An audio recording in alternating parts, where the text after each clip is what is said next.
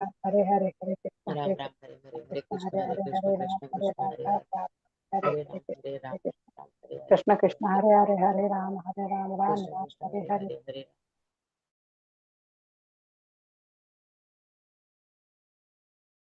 कृष्ण कृष्ण हरे Krishna welcome हरे कृष्ण प्रभु जी स्वागत धन्यवाद है। प्रणाम। हरे कृष्णा प्रभु जी दंडवत प्रणाम। हरे कृष्ण प्रणाम। हरे प्रभु जी। कृष्णा प्रभु जी दंडवत हरे प्रणाम। कृष्णा वेलकम खूब हरे खूब कृष्ण प्रभु जी। स्वागत है તમારું બધાનું હરે हरे કૃષ્ણ कृष्ण प्रभु जी।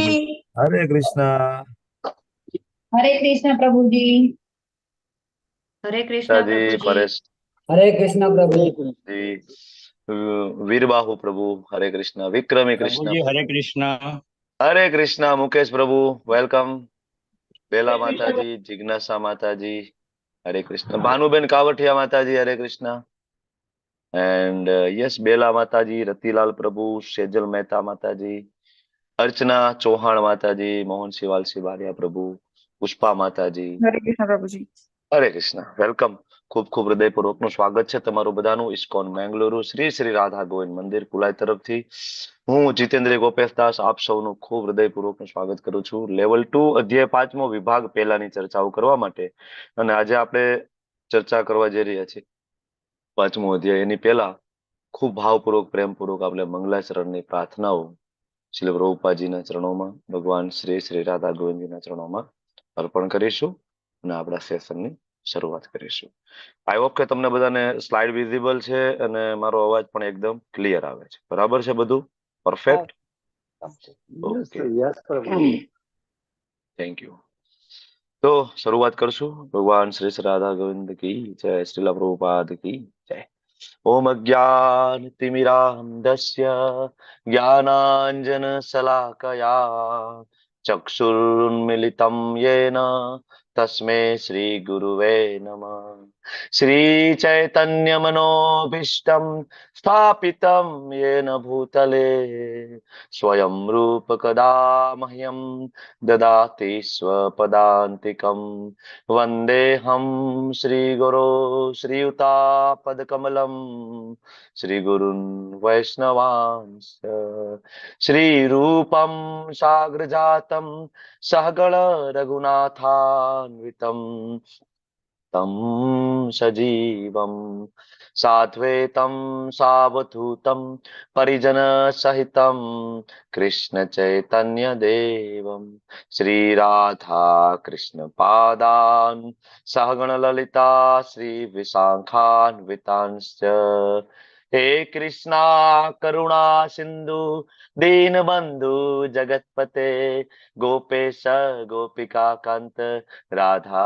कांत नमस्तुते तप्त कांचन गौरांगी श्री राधे वृंदावनेश्वरी वृषभानुसुते देवी प्रणमामि हरिप्रिये वाञ्छा कल्पतरुभ्यश्च कृपा सिन्धुभ्य एव च पतितानां पावनेभ्यो वैष्णवेभ्यो नमो नमः नमो विष्णुपादाय कृष्णपृष्ठाय भूतले श्रीमते भक्तिवेदांत स्वामी नामिने नमस्ते सारस्वते देवे गौरवाणी प्रचारिणे निर्विशेष शून्यवादी पाश्चात्य देशतारिणे जय श्री कृष्ण चैतन्य प्रभु नित्यानंद श्री अद्वैत गदाधर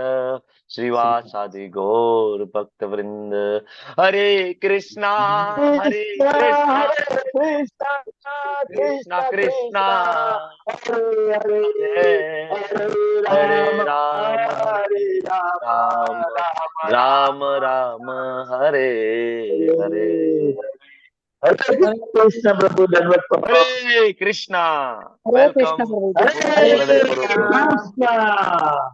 હરે કૃષ્ણ હરે બોલ ખૂબ સરસ ભગવાનનું નામ તો આમ બરાબર જોમને જુસ્સાથી લેવું જોઈએ તમે કેટલા અત્યારે 50 પાર્ટિસિપન્ટ જોડાઈ ગયા છે 50 પાર્ટિસિપન્ટ એક સાથે બોલો તો આ સ્ક્રીન વાઇબ્રેટ થવી જોઈએ મારી લેપટોપ ની તમે બોલો છો પણ એવું કઈ ખાસ થયું નહીં બરાબર ને થવું જોઈએ ખાલી એક પરેશ શાહ પ્રભુજીનો અવાજ આવતો હતો બાકી કોઈનો અવાજ નહોતો આવતો. અરે ઓકે, શરૂઆત કરશું.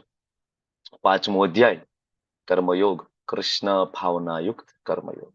અત્યાર સુધી 1 થી 4 અધ્યાય ના 8 ક્લાસ, ઓરિએન્ટેશન ના 2 ક્લાસ, એમ કરીને ટોટલ 10 સેશન ની આપણે ચર્ચાઓ પૂર્ણ કરી ચૂક્યા છીએ.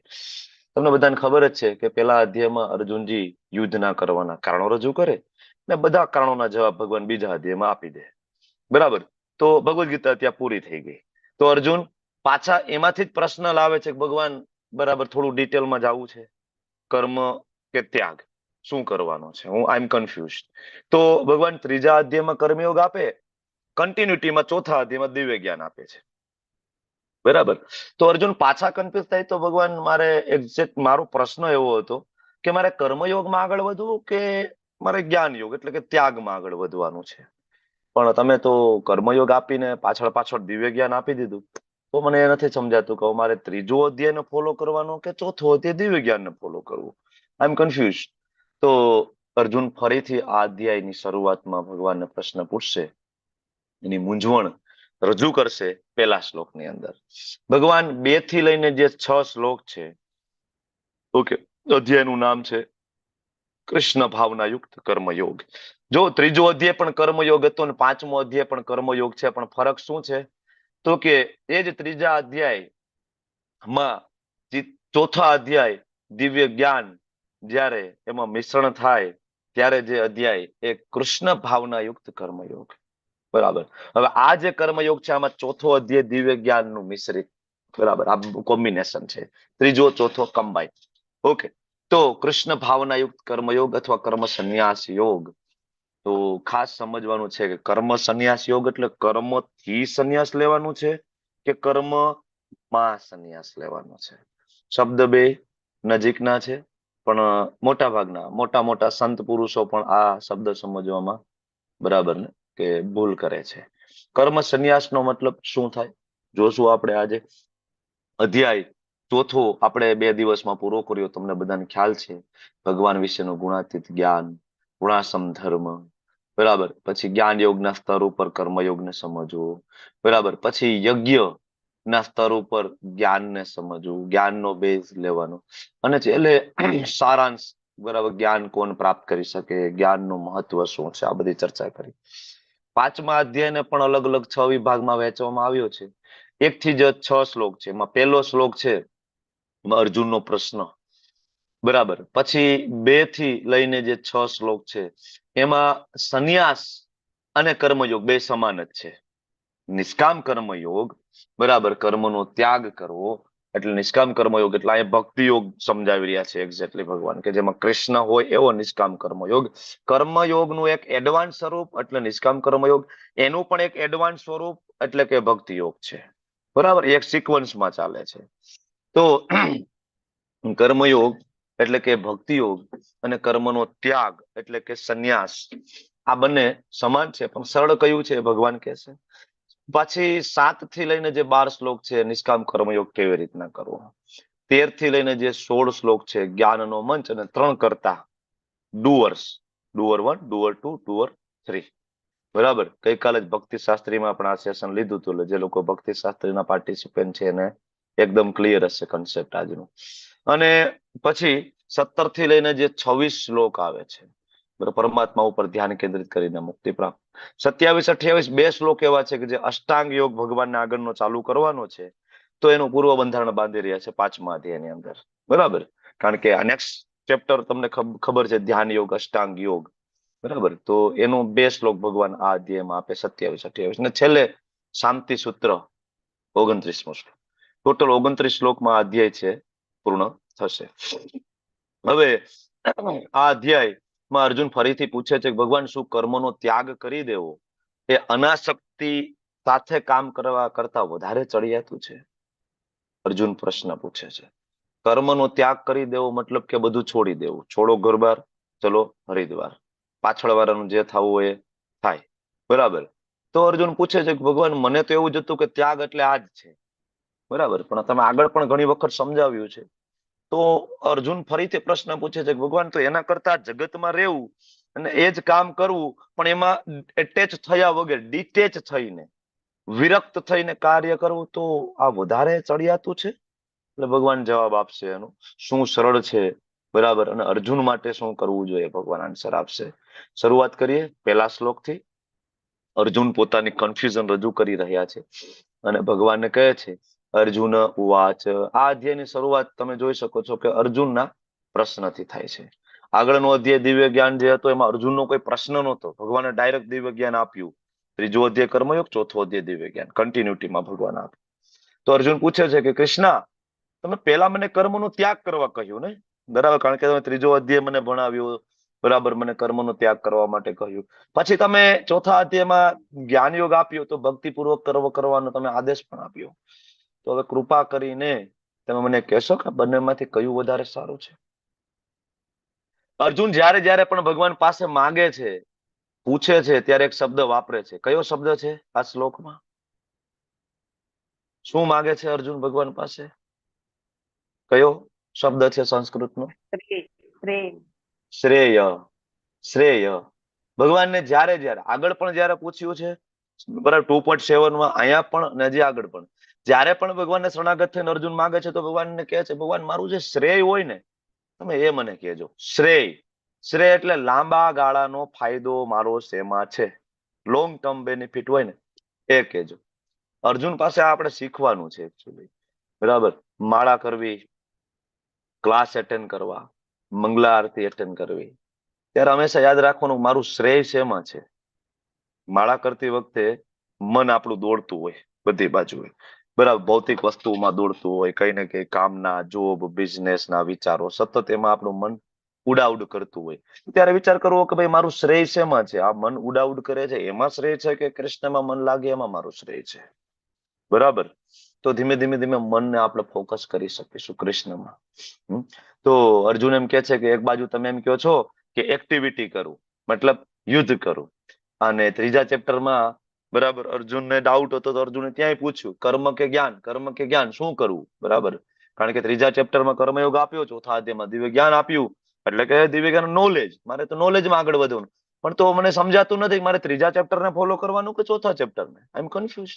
કારણ કે અર્જુન એ બાબતે કન્ફ્યુઝ છે કે ભાઈ જ્ઞાન એટલે બધું કામ ધંધો પડતો મૂકી દેવાનો, ચોપડી લઈ લેવાની અને બુક વાંચવા બેસી જવાનું, ધેટ ઇઝ જ્ઞાન. અર્જુન આવું માની રહ્યા છે, જે આજે સો કોલ્ડ કેટલા વેદાંતિઓ માની રહ્યા છે. એકચ્યુઅલી અર્જુન નો પ્રશ્ન છે બરાબર વેદાંતિઓને બરાબર માટે પૂછી રહ્યા છે. એવા કેટલા લોકો એવા છે કે જે ઘર સંસાર છોડીને માત્ર વેદો જ વાંચી રહ્યા છે, ઓનલી, જેને વેદાંતિઓ કહેવાય છે. એક પછી એક વેદો વાંચશે, બરાબર, અને બસ વેદોના શ્લોકો પોપટની જેમ બોલશે, બરાબર, અને એ નિષ્કર્ષ ઉપર પહોંચી નથી શકતા.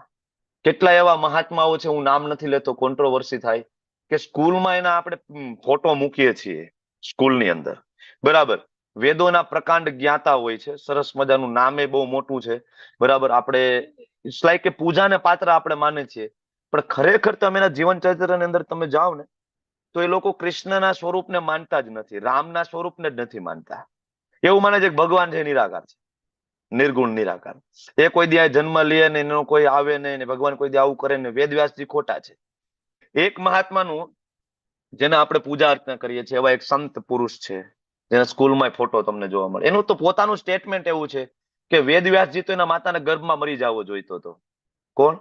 વેદવ્યાસજીની વાત કરે છે, બરાબર, કે વેદવ્યાસજી આવું લખ્યું છે ને આવું લખ્યું છે ને, બરાબર. વેદો છે 4 ઓરિજિનલ, એક વેદ હતો એ બરાબર હતું ને એમાંથી 4 વેદ આપ્યા ને બધાને કન્ફ્યુઝ કર્યા ને, બરાબર, એને પુરાણો આપ્યા ને એમાં બધું ખોટું લખ્યું છે ને, વાર્તા લખી છે ને, સ્ટોરી લખી છે ને, ભગવાન તો આ છે, ભગવાન તો જ્યોતિ છે, તેજ છે, રામકૃષ્ણ કોઈ ભગવાન નથી, ઇવન શિવજી પણ ભગવાન નથી, બરાબર. હાલો, શિવજીને ભગવાન માને તો કઈ વાંધો નહીં, વૈષ્ણવ છે, એમ કરતા કરતા એ કૃષ્ણ આપશે, પણ નહીં. આવા લોકો છે. તો આવા જે વેદાંતી લોકો છે એના માટે અર્જુન અહીંયા એકચ્યુઅલી પોતાને રજૂ કરી રહ્યા છે. કોણ? જ્ઞાન યોગ. એટલે મને એવું હતું કે ચોપડી લઈને બેસી જવાનું અને બસ બુક વાંચવાની. તો ભગવાન બે કઈ રીતના હું સાથે કરી શકું?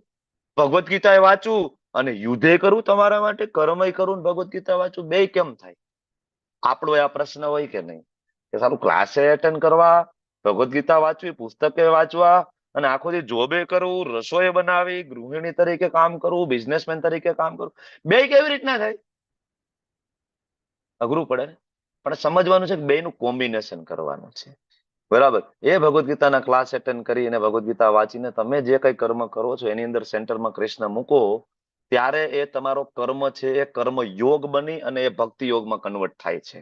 બાકી એની પહેલા તમે જે કઈ કરો છો એ ખાલી કર્મ છે અને જેનું બંધન થાય છે. બરાબર. એટલે અર્જુન એ પૂછે છે ભગવાન બે માંથી કયું સારું? યત શ્રેયમ એતયોરેકમ. એક મને કહો. બરાબર. શું નિશ્ચિતમ? કન્ફર્મ મને કયો શું કરું? સેમ પ્રશ્ન હતો ને ત્રીજા અધ્યાયની શરૂઆતમાં, એક્ઝેક્ટ છે. અહીંયા પણ પ્રભુપાદ તાત્પર્યમાં લખે છે કે એવું નથી કે ભગવાન અર્જુનને કન્ફ્યુઝ કરવા માંગે છે. એકચ્યુઅલી આ અર્જુનને મૂંઝવણમાં મુકાણા શું કામ? તો તમે જુઓ ને તો ત્રીજો અધ્યાય કર્મયોગ આપણે ભણ્યા.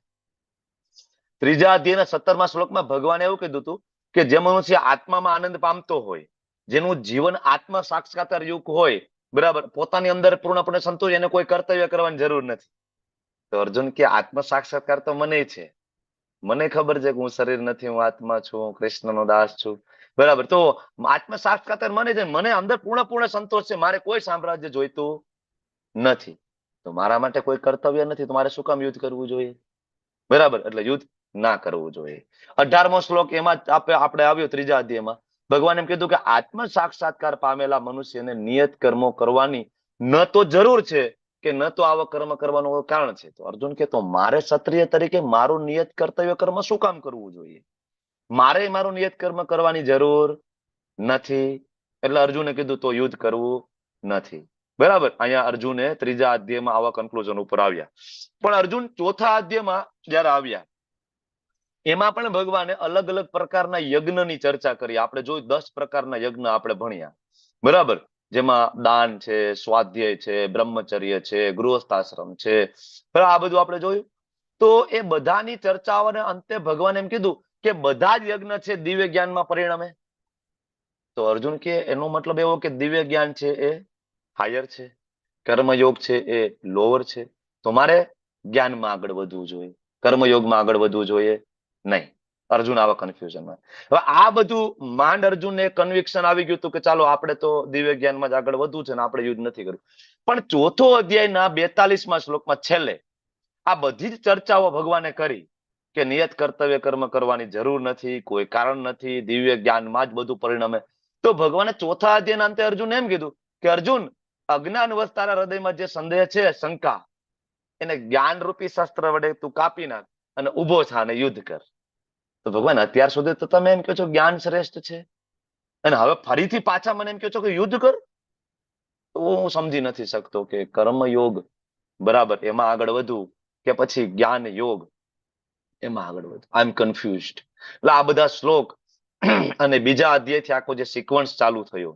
બીજા અધ્યાયમાં ભગવાને અર્જુનને કીધું કે અર્જુન, આપણે શરીર નથી, આપણે આત્મા છીએ. તો ભગવાન અર્જુન કે બરાબર છે, આત્મા હોય તો આત્મા માટે કોઈ કામ ન હોય, આત્માને યુદ્ધ કરવાની જરૂર નથી.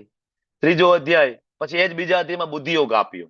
નેહાભિક્રમ નાશોસ્તિ પ્રત્યવાયો ન વિદ્યતે. ભગવાન માટે કામ કરવું જોઈએ, બુદ્ધિયોગ દ્વારા કામ કરવું જોઈએ, જ્ઞાન દ્વારા.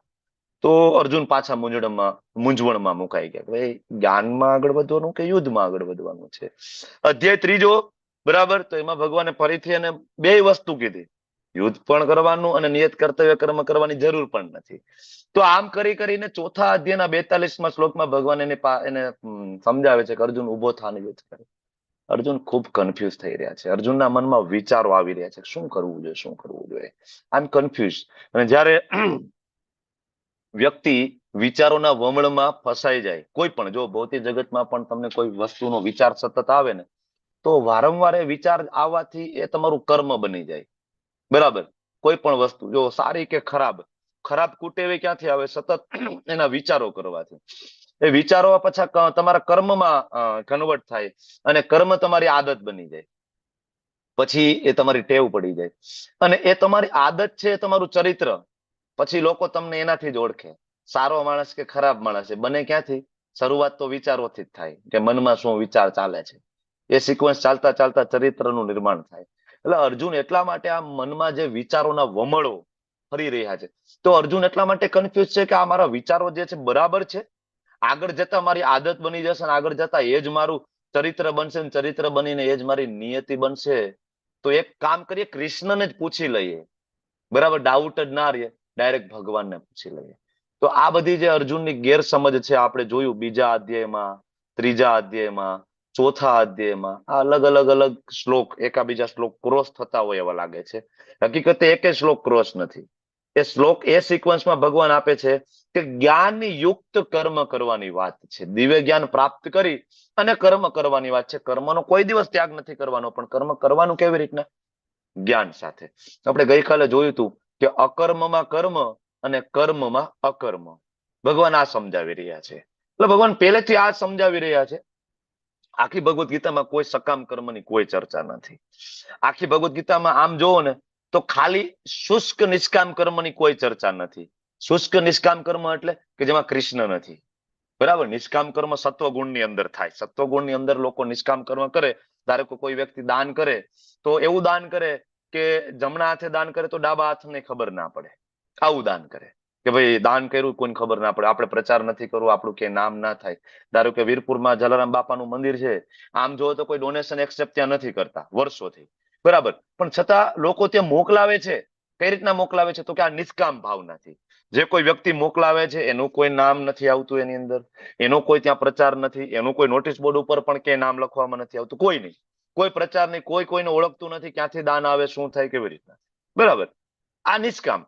પણ આમાંય કૃષ્ણ હોય તો જે ભક્તિ યોગ થાય. એટલે ભગવાને આવો નિષ્કામ યોગની પણ ચર્ચા નથી કરી, સકામ કર્મની ચર્ચા પણ નથી, વિકર્મની ચર્ચા નથી. બરાબર, એક જ આખી ભગવદ ગીતામાં એક જ ચર્ચા છે શેની? અકર્મ, મતલબ યજ્ઞ અર્થાત કર્મણો, ભક્તિમય સેવા, આની ચર્ચા છે. બરાબર, એટલે અર્જુનની આ એક પછી એક ગેરસમજ છે અને અર્જુન છે મૂંઝાય છે અને ભગવાનને પૂછે છે કે ભગવાન શું કરું, કર્મનો ત્યાગ કરું કે પછી હું કર્મ કરું? ત્યારે ભગવાન બીજા શ્લોકની અંદર અર્જુનજીનું એ ડાઉટ ક્લિયર કરવા માટે અર્જુનને કહે છે, શ્રી ભગવાન ઉવાચ સંન્યાસ કર્મ યોગશ્ચ નિશ્રેયસ કરાવુભો તયોસ્તુ કર્મ સંન્યાસાત કર્મ યોગો વિશિષ્યતે. પૂર્ણ પુરુષોત્તમ ભગવાન શ્રી કૃષ્ણ બોલ્યા. હું તમને ફરીથી યાદ દેવડાવી દઉં લેવલ 2 માં પણ, કે આખી ભગવદ્ ગીતામાં જ્યાં પણ કૃષ્ણ બોલે છે તો શ્રી ભગવાન ઉવાચ. બરાબર, ભગવાન કોણ છે? વેદવ્યાસજીને ખબર છે, સુખદેવજીને ખબર છે, નારદજીને ખબર છે, શિવજીને ખબર છે, ગણેશજીને ખબર છે, ઇન્દ્ર, બધા જ દેવી દેવતાઓ બધાને ખબર છે કે who is the supreme personality of godhead. આપણે જ કન્ફ્યુઝનમાં છીએ ભગવાન કોણ છે. બરાબર, બાકી શાસ્ત્ર, દેવી દેવતાઓ, બરાબર, મહાન ભક્તો, એકદમ ડાઉટ એના બધા ક્લિયર છે. પણ આપણે સંશયાત્મા, આપણે બધા કેવા છે? સંશયાત્મા. આપણને હંમેશા ડાઉટ છે ભગવાન કોણ છે. તો ભગવાન બોલી રહ્યા છે પૂર્ણ પુરુષોત્તમ પરમેશ્વર, અને કહે છે કે અર્જુન, મુક્તિ માટે તો કર્મનો ત્યાગ, મુક્તિ, ખાલી મુક્તિ જોઈએ છે. કર્મનો ત્યાગ મતલબ છોડો ઘર બાર, ચલો હરિદ્વાર. છોડી દીધી પત્ની, છોડી દીધા મા બાપ, બરાબર, છોડી દીધા કામ ધંધો, બાળકો, બધું છોડી દીધું અને બેસી ગયા ગુફામાં તપસ્યા કરવા માટે. હિમાલય, જુનાગઢ, જંગલોમાં, ઋષિકેશમાં, તમે જ્યાં કાશીમાં તમે જાઓ તો આવા લોકો મળશે.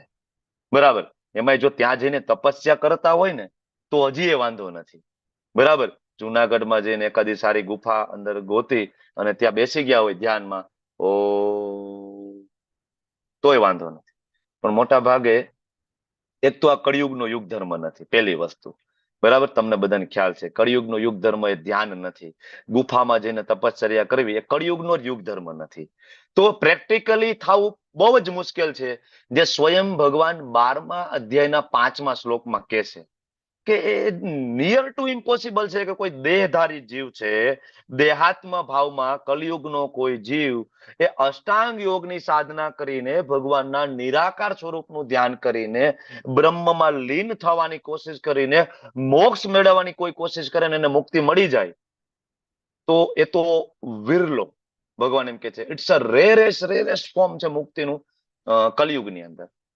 બહુ જ અઘરું છે. એટલે જો આપણે આવા લોકોને જોઈએ છીએ કે ઘર બાર છોડી દીધું, પત્ની બાળકો કામ ધંધો છોડી દીધો, અને પછી તમે ઋષિકેશ જાઓ, જુનાગઢ જાઓ તો મોટા ભાગે લોકો છેલ્લે અખાડા ખોલીને બેસતા હોય છે. અખાડા ખોલી અને સામાજિક કાર્ય જ કરતા હોય છે મોટા ભાગે. It's like a NGO. બરાબર, કે ભાઈ ગરીબોને ભોજન આપવું. કેટલા બધા રૂમ બનાવ્યા હોય ગેસ્ટ હાઉસની જેમ. તમે જાઓ તો એ આશ્રમમાં તમને રોકાવાની વ્યવસ્થા મળે, અને એક મિનિમમ એની ફી હોય, તમારે ફી ભરવાની હોય, બરાબર. વારંવાર કેવાય ડાયરા ચાલતા હોય. તમે લોકો શિવરાત્રીમાં ને એમાં જો જુનાગઢ જવાનું થાય ક્યારેક, તો તમને ખ્યાલ આવે કે શિવરાત્રીમાં 5 થી 7 દિવસનો ત્યાં ઉત્સવ હોય.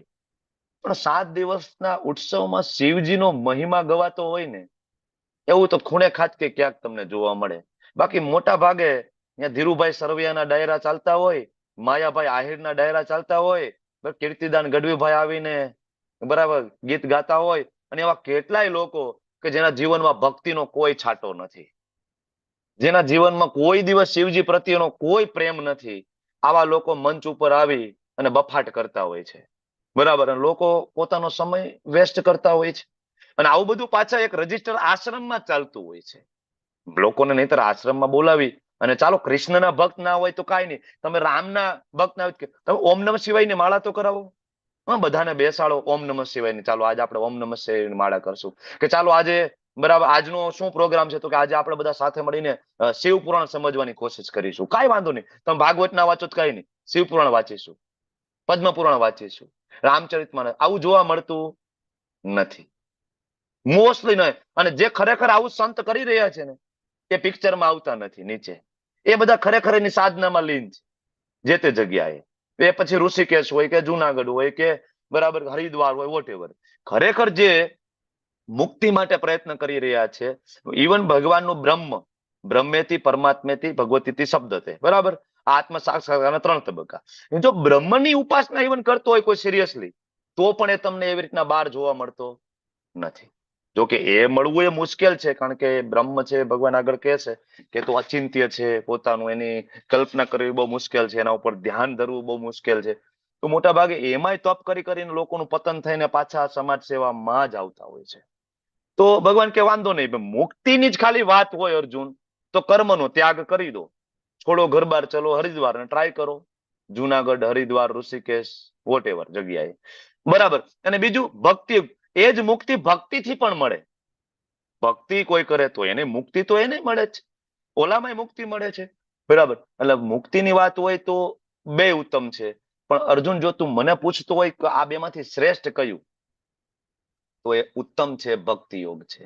કર્મ સંન્યાસાત કર્મયોગો વિશિષ્યતે, બરાબર. કર્મયોગો વિશિષ્યતે, યોગ એટલે જોડાવું ભગવાન સાથે, કર્મ બરાબર એટલે એવા કર્મ કરીને ભગવાન સાથે જોડાવું જેનાથી ભગવાન પોતે પ્રસન્ન થાય, તો એ ભક્તિ છે. એવા કર્મ નહીં જેનાથી આપણે પ્રસન્ન થાય, તો એ ખાલી કર્મ થઈ ગયો, બરાબર. એટલે અહીંયા ભગવાન આપણને સમજાવે છે કે ભક્તિયુક્ત કર્મ એ શ્રેષ્ઠ છે. જો કર્મયોગ જે છે અને ભક્તિયોગ છે, એમાં થોડોક તફાવત છે. કર્મયોગ છે ને, એ ભક્તિયોગનું અપરિપક્વ સ્વરૂપ કહી શકાય, અપરિપક્વ. મેં તમને હમણાં કીધું એમ કે કર્મયોગમાંથી નિષ્કામ કર્મયોગમાંથી ભક્તિયોગ, આ એના ઉતરતો મને ચડતો ક્રમ છે. એટલે કર્મયોગમાં કેવું છે કે લોકો ફળ તો આપે, પણ કરે કે જે પોતાને ગમે તે, બરાબર. લાઈક નિષ્કામ કર્મની હમણાં આપણે વાત કરી કે લોકો નિષ્કામ કર્મ કરે, પણ કરશે કે જે પોતાને ગમે એ કરશે, પોતાના સ્વભાવથી વિરુદ્ધ જઈને એ સેવા કરશે નહીં. એ સેવા એ કરશે કે જે પોતાને ગમતી હશે ને એટલી, અને એ પ્રમાણે કરશે, બરાબર. એ કર્મયોગ છે, નિષ્કામ કર્મયોગ. પણ જયારે ભક્તિયોગ છે, it's a more advance version of કર્મયોગ, બરાબર. મોર એડવાન્સ વર્ઝન કોનું? કર્મયોગનું. ભક્તિ યોગની અંદર વ્યક્તિ પોતાના સ્વભાવથી વિરુદ્ધ જઈને કોઈ પણ વસ્તુ કરશે, ready to do anything four Krishna, anything, બરાબર. જે ગુરુ મહારાજ આદેશ આપશે, જેનાથી વૈષ્ણવો પ્રસન્ન થશે, જેનાથી કૃષ્ણ પ્રસન્ન થશે, રેડી ટુ ડુ એનીથિંગ, બરાબર. પોતે કોઈ પણ લેવલનો વ્યક્તિ હશે, પોતે કોઈ અધિકારી હશે, ડોક્ટર હશે, એન્જિનિયર હશે, બરાબર. એને જિંદગીમાં કોઈ દિવસ ઘરે એને હાથમાં ઝાડુ નહીં લીધું હોય, પણ એ વ્યક્તિ વૈષ્ણવોની પ્રસન્નતા માટે, મંદિરની સાફ સફાઈ માટે, ભગવાનની પ્રસન્નતા માટે ત્યાં ઝાડુ વાળશે, ત્યાં કચરા કાઢશે, ત્યાં પ્લેટો સાફ કરશે, બધું જ કરશે. ભલે એની ઘરે કદાચ 10 નોકર ચાકરો હશે, બરાબર, પણ એ કરશે ભગવાનની પ્રસન્નતા માટે, વૈષ્ણવોની પ્રસન્નતા માટે. સ્વભાવની વિરુદ્ધ જઈને કર્મ કરે છે, જેનાથી ભગવાન પ્રસન્ન. એ ભક્તિ યોગ છે, એ મોર એડવાન્સ સ્વરૂપ છે. બરાબર. એટલે ઘણા બધા એમ કે ભગવદ ગીતામાં કહ્યું છે કર્મ કરો, કર્મ કરો, કર્મ કરો. અરે કર્મ કરો, કર્મ કરો ને થોડીક શરમ કરો તમે. ભગવદ ગીતામાં એવો કર્મ કરવાની કોઈ ચર્ચા જ નથી. તમે જે કહો છો કર્મ હિ પૂજા હે, કર્મ હિ કેવલમ ને બસ કર્મ કરો એ જ ભગવાનને કઈ માને, એવું કોઈ ચર્ચા જ નથી. કોઈ એક પણ અધ્યાયમાં એવી ચર્ચા નથી. ઇવન આગળ 3જો અધ્યાય પ્યોર કર્મયોગ છે, એમાં પણ ભગવાને કીધું યજ્ઞ અર્થાત કર્મણો અન્યત્ર. 3જા અધ્યાયમાં ભગવાને વાત કરી છે કે ભાઈ યજ્ઞ અર્થાત કર્મ કરવાના છે, નહીં કે તમે જે વિચાર કરો છો એ કર્મ નહીં. બરાબર. આ તફાવત જાણવાની બહુ જરૂર છે. કર્મયોગ, નિષ્કામ કર્મયોગ, ભક્તિ યોગ, બે એ બધાની વચ્ચે આમ પાતળી પાતળી લાઈન છે. પાતળી પાતળી. સકામ કર્મયોગ એકદમ કેવાય બારીક લાઈન છે. લોકો એટલે આ આટી ઘૂટી નથી સમજી શકતા. ભગવાને શું કીધું આગળ? કર્મની આટી ઘૂટીને સમજવામાં બુદ્ધિશાળી લોકોની પણ મતિ મૂંઝાઈ ગઈ છે. અને આજે તમે જો કહેવાતા મોટા મોટા બુદ્ધિશાળી લોકો મોટા મોટા એનજીઓ ખોલીને બેઠા છે. તમે એને ભગવાનની વાતો કરો તો નહીં ગમે. તમને એક વાત કરું કે આપણું જ એક વેલ નોન મંદિર દિલ્હીમાં ઇસ્કોનનું મંદિર છે. તો ગવર્મેન્ટનું એક ઓર્ગેનાઇઝેશન હશે અને એવોર્ડ આપવાનું હશે. એવોર્ડ કોને? તો કે ભાઈ કોણ સારી સેવા કરી રહ્યું છે. બરાબર. તો એવોર્ડ તો એ લોકો સર્વે કરવા માટે આવ્યા. તો જોયું આપણા ઇસ્કોન મંદિરમાં પણ આવ્યા. તો સર્વે કર્યું અને આપણા જે પ્રેસિડેન્ટે કીધું ભાઈ અમે આ સેવા કરીએ છીએ, આવી આવી સેવા કરીએ છીએ. બરાબર. ભગવદ ગીતાનો પ્રચાર કરીએ છીએ, જ્ઞાન આપીએ છીએ, પ્રસાદ આપીએ છીએ. તો એ લોકોએ રિકમેન્ડેડ ના કર્યા આપણા મંદિરને. શું કામ? તો એનું કારણ કહેવાનું કે તમે ધાબળા નથી ઉડાડતા શિયાળામાં.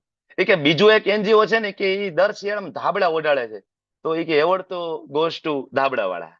તમે ગીતા એ બધું એ કે સામાન્ય વસ્તુ છે. ગીતા વેચવીને ભગવદ ગીતાના ક્લાસ લેવા ને બરાબર કોઈને વૈષ્ણવ એ બધું એ તો ઠીક છે. બહુ હાયર લેવલની વાત ના કહેવાય. ધાબળા ઉડાડો છો તમે. જો તમે ધાબળા ઉડાડતો હોય ને તો આ એવોર્ડ ગોઝ ટુ ઇસ્કોન. પ્રભુજી કીધું કે તમે અમને છે ને અલગ રીતના લઈ રહ્યા છો. આ છે ને કોઈ સામાજિક સંસ્થા નથી. ઇસ્કોન એ આ સમાજ સેવાની સંસ્થા નથી. આ એક સ્પિરિચ્યુઅલ ઓર્ગેનાઇઝેશન છે. આધ્યાત્મિક એન્ટિટી છે આપણી રહી. આધ્યાત્મની અંદર સમાજ સેવા આવે છે પણ મૂળ મુદ્દો આપણો આધ્યાત્મ છે. મૂળ મુદ્દો આપણે કૃષ્ણને પ્રાપ્ત કરવા છે. હા, આપણે ફૂડ ફોર લાઈફ ચલાવીએ છીએ. સાથે સાથે ગરીબોને આપણે ભોજન મળી રહે. ઇસ્કોન એની વ્યવસ્થા કરી રહ્યું છે. જેટલી પણ આપદા આવી આજ સુધીમાં એમાં ઇસ્કોન હંમેશા મોખરે રહ્યું છે. તમે ખાલી કોવિડની વાત કરો તો કોવિડમાં કેટલા ફૂડ પ્લેટ આપણે ઇસ્કોને તમે ખાલી ગૂગલ કરી જુઓ. ઇવન અત્યારે પણ તમે માયાપુરની અંદર એવરી ડે હજારોની સંખ્યામાં ફૂડ પ્લેટ આપવામાં આવે છે. એવરી ડે 30,000 40,000 પ્લેટ ફૂડ નું રોજ જાય છે. એટલી પ્લેટો 30,000 40,000 45,000 પ્લેટ એવરી ડે. પણ એ આપણો મેઇન ગોલ નથી. આપણે ગૌ સેવા કરીએ છીએ. આપણા બધા મંદિરની એટેચ ગૌ સેવા ગૌશાળાઓ છે. આપણે ગાયોની સેવા તો કરીએ છીએ પણ તમને આશ્ચર્ય થાય આપણે બળદની સેવા કરીએ છીએ સાથે સાથે. ગાયું જે વાછરડા આપે ને જે બળદ આપણે એને કતલખાને નથી મોકલતા. આપણા એ બળદ હજી વૃંદાવનમાં માયાપુરની ગૌશાળામાં બધી જગ્યાએ બળદ એમ જ છે. બરાબર. કોઈ ખેતરમાં આપણે આપણા જે ઇસ્કોનના જે ખેતરો છે એમાં સેવામાં લગાડેલા છે. બાકી એની કોઈ જો એની પાસે સેવા નથી અને બળદ વૃદ્ધ છે તો એની આપણે સેવા તોય કરીએ છીએ. એવા બળદ પણ છે. બરાબર. પણ એ આપણો મેઇન ગોલ નથી. આપણો મેઇન ગોલ શું છે? આધ્યાત્મિક. અને તમને ખબર છે કોઈનું વૈષ્ણવ બનાવો તો આ બધું કેવું છે? બાય પ્રોડક્ટ છે. આ બધું આપવાની જરૂર નથી. આની મેળે ડેવલપ થશે. બરાબર. એટલે ભગવાને સમજાવે છે કે ભક્તિયુક્ત કર્મ છે ને અર્જુન એ વધારે શ્રેષ્ઠ છે. કરવાનું આ છે. બરાબર. કારણ કે ભક્તિયુક્ત કર્મ કોઈ વ્યક્તિ કરશે ને ત્યારે એની સ્વભાવની પરે જઈને કર્મ કરશે. બરાબર. આ બહુ જ મહત્વની વસ્તુ છે. બાકી જો ખાલી સકામ કર્મની વાત કરતા હોય ને ખાલી સારા કર્મ ને પુણ્ય કર્મની જો વાત કરતા હોય તો એ તો આપણે નૃગ રાજાની કથા ભણ્યા છીએ ને. તમને લોકોને યાદ છે ને નૃગ રાજા. બરાબર. ખૂબ દાન કરતા હતા. બ્રાહ્મણોને ગાયોનું દાન અને છેલ્લે રાજા ફસાય છે. ઓકે. તો આ બે પ્રકારના સંન્યાસી, એક ત્યાગ વાળા એટલે કે જ્ઞાન યોગમાં આગળ ચાલતા એને માયાવાદી સંન્યાસીઓ કહેવાય. બીજા જે કર્મયોગ કૃષ્ણ ભાવનાયુક્ત કર્મયોગ એટલે કે ભક્તિમાં આગળ વધતા વૈષ્ણવ સંન્યાસી. સંન્યાસીઓના મુખ્ય બે પ્રકાર સમાજની અંદર જે જોવા મળે છે. બરાબર. એનો આખો તમારી સામે તફાવત આપ્યો છે. બરાબર. તો જે માયાવાદી સંન્યાસીઓ હોય તો માયાવાદી સંન્યાસીમાં સંન્યાસ લેતા પેલા તો એની જે પ્રી રિક્વિઝિટ છે શું છે? તો કે શુદ્ધિકરણની જરૂરિયાત પડે. તમે ધારો કે શંકરાચાર્ય બરાબર આદિ શંકરાચાર્ય પંથની અંદર તમારે સંન્યાસ લેવો હોય તો ઇન્દ્રિયનું કહેવાય કે ઇન્દ્રિય સંયમ હોવો જોઈએ. અને એમાં સંન્યાસ લીધા પહેલા કોઈ ચર્ચાઓ થાય નહીં. તમે પહેલા સંન્યાસ લઈને આવો, બાકીની બધી વાત પછી. બરાબર, બાકી બધી ચર્ચાઓ પછી. તો એમાં પૂર્વ શુદ્ધિકરણની જરૂર પડે અને ભક્તિમાં કોઈ શુદ્ધિકરણની જરૂર નથી પડતી. બરાબર, કારણ કે ભક્તિ પ્રોસેસ પોતે શુદ્ધિકરણની પ્રક્રિયા છે. બરાબર, તમે લોકો અહીંયા આવ્યા, ઇસ્કોન સાથે જોડાયા, ઘણા બધા પાર્ટિસિપન્ટ છે કે જે આ લેવલ 1 માં જોડાયા હતા. બરાબર, તો ઘણા બધા વ્યસનો હતા, ઘણા બધા દૂષણો હતા, કામ, ક્રોધ, લોભ, બરાબર, આવું ઘણું બધું હતું. ઘણા એવા કામ થતા હતા કે જે ખબર તો હતી કે ખોટા છે પણ થતા હતા. બરાબર, ઘણી એવી ટેવ હતી બહારનું જમવાની વારંવાર. બરાબર, આ બધી ટેવો હતી. પણ તમે ઇસ્કોનમાં આવ્યા, તમે જેવું ભગવદ્ ગીતા વાંચવાની શરૂઆત કરી, સમજવાની કોશિશ કરી, તો ધીમે ધીમે ધીમે તમને કોઈ અહીંથી ફોર્સ કર્યો નથી. પણ એવા કેટલાય બધા વૈષ્ણવો છે કે આપમેળે ડુંગળી લસણ તો છૂટી ગયા, પાન માવા છૂટી ગયા, સિગારેટ, આલ્કોહોલ, ક્રોધ ઉપર કંટ્રોલ આવે. આ તમને છે ને જલ્દીથી ખબર પડે. પહેલી વસ્તુ તમે ભક્તિમાં આવો ને તમને જે પોતાને અનુભવ થાય ને એ આ છે કે તમારો જે સ્વભાવ છે ને એમાં થોડું થોડું થોડું પરિવર્તન આવતું જાય. અને એમાં બીજા લોકો પણ આ વસ્તુ માર્ક કરે.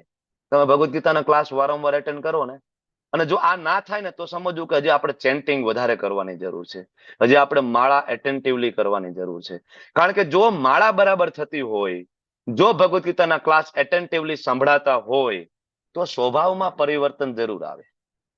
ક્રોધ છે ધીમે ધીમે ધીમે ધીમે ધીમે ઓછો થાય. ભૌતિક વસ્તુઓ પ્રત્યેનું એટેચમેન્ટ, આસક્તિ ધીમે ધીમે ઓછી થાય. બરાબર, સમાજ પ્રત્યેની જે આસક્તિ ઓછી થાય. ભવિષ્યની જે ચિંતા છે ને એ ધીમે ધીમે ધીમે ધીમે ઓછી થાય. મારું શું થશે, મારી જોબ રહેશે કે નહીં, મારું શરીર સારું રહેશે કે નહીં, પૈસાની આગળ જતા પ્રોબ્લેમ તો નહીં થાય ને. આ ધીમે ધીમે ધીમે ધીમે ધીમે ધીમે ઓછું થાય. હા, આપણે હજી એ લેવલ ઉપર નથી. કદાચ તમને એવું લાગે કે અમારામાં નથી થયું, કારણ કે આપણા જે નામ જપ થાય છે ને 10 નામ અપરાધ સહિત થાય છે. જેમ આપણા આ નામ ચેન્ટિંગ 10 નામ અપરાધ રહિત થશે ને એટલે તમને આ તફાવત તમારા પોતાનામાં જોવા મળશે. ઓકે, તો આ માયાવાદી સંન્યાસીઓ હોય ને એમાં ફક્ત જ્ઞાન મુક્તિ માટે અપૂરતું છે. ખાલી જ્ઞાન, તમે એવું માની લીધું કે ભાઈ હું શરીર નથી, હું આત્મા છું, આ જ્ઞાન છે એ મુક્તિ માટે અપૂરતું છે. બરાબર, પણ પ્રેક્ટિકલ કરવો પડે કે હું શરીર નથી, હું આત્મા છું ને આત્મા કૃષ્ણનો દાસ છે, ત્યારે મારે એમાં કર્મ કરવું જોઈએ કૃષ્ણની સેવામાં. બરાબર, માયાવાદીઓનું નિષ્ફળતાનું જોખમ પૂરેપૂરું છે. હમણાં આપણે વાત કરી એમ કે જુનાગઢ જાઓ, ઋષિકેશ જાઓ, અહીંથી ઘરવાળીને છોડીને ગયા હોય હરિદ્વાર, બરાબર, તપશ્ચર્યા કરશું, ત્યાં ગયા પછી હવે શુદ્ધતા તો એ હતી નહીં હૃદયમાં. બરાબર, ત્યાં ગયા તો કઈ તપશ્ચર્યા તો ઠીક છે, 1-2 દી તો માન પલોઠી વાળીને બેસી શકાય. ત્રીજે દિવસે એમ થાય કે હાલો હવે ગંગા નદીની કિનારે આટો મારીએ. ને આટો મારીએ ને પછી ત્યાં ઝાકળ જમાટ, બરાબર, ભૌતિક માણસોની વચ્ચે બધા જોવે ને એમાંથી કોઈ ગમી ગયું તો એને લગ્ન કરીને બેઠા હોય પાછા.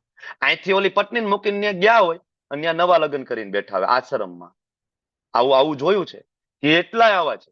બરાબર, આનો કોઈ મતલબ નથી, કોઈ મતલબ નથી. બરાબર, નિષ્ફળતાનું જોખમ પૂરેપૂરું છે.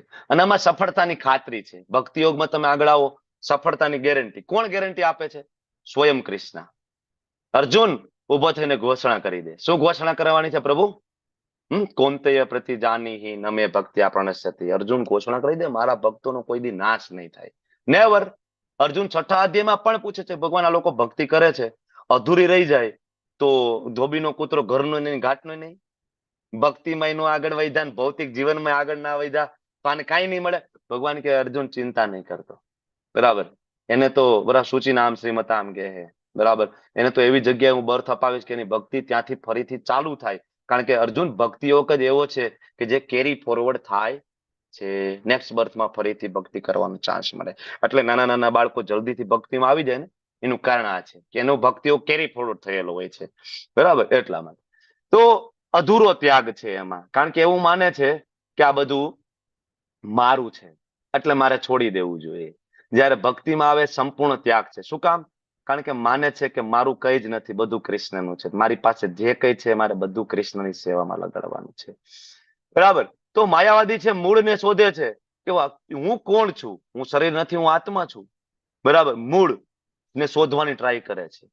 અને ત્યાં એ રોકાઈ જાય છે.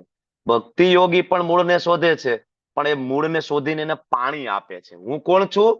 તો કે હું આત્મા છું, હું શરીર નથી. અચ્છા, આત્મા કૃષ્ણનો દાસ છે, તો મારે શું કરવું જોઈએ? મારે કૃષ્ણની ભક્તિ કરવી જોઈએ. મૂળને પાણી રેડે છે. ઓકે, તો આ બે તફાવત છે. આમાં કોઈ આનંદ નથી માયાવાદી, કારણ કે એમાં કોઈ રસ નથી. બરાબર. એવા કેટલાય બીજા સંન્યાસીઓ જોવા મળે છે તમને, કે જે માથાનો વાળ ખેંચીને કાઢી નાખતા હોય છે. બરાબર. પછી જમવાનું કેવું લેવાનું? તો કે ટેસ્ટલેસ, જેમાં કોઈ પણ પ્રકારના છ રસ ના હોય, બધું એક સાથે મિક્સ કરી અને લેવાનું છે, અથવા ખોબામાં આવે એટલું જ લેવાનું છે. શું કામ એવું માને છે? તો કે આ બધું મારું છે ને, એટલે મારે આનો ત્યાગ કરી દેવો જોઈએ. હું આમાંથી કાંઈ લઈશ નહીં. પણ ભગવાને કીધું ઈશાવાસ્યમ ઇદમ સર્વમ, આ તો બધું જ મારું છે. કોનું? કૃષ્ણનું છે. આ તો મારા પિતાજીનું છે. મારા પિતાજીનું છે તો મારે એની સેવામાં લગાડવાનું છે. હું શેનો ત્યાગ કરવાનું? જયારે મારી પાસે મારું કઈ છે જ નહીં, તો હું કેવી રીતના ત્યાગ કરવાનો છું? આને કહેવાય યુક્ત વૈરાગ્ય. અને અહીંયા જે આ વૈરાગ્ય થાય છે પેરેલલ, એને કહેવાય ફલ્ગુ વૈરાગ્ય, ખોટો વૈરાગ્ય. રૂપ ગોસ્વામીજી સમજાવે છે.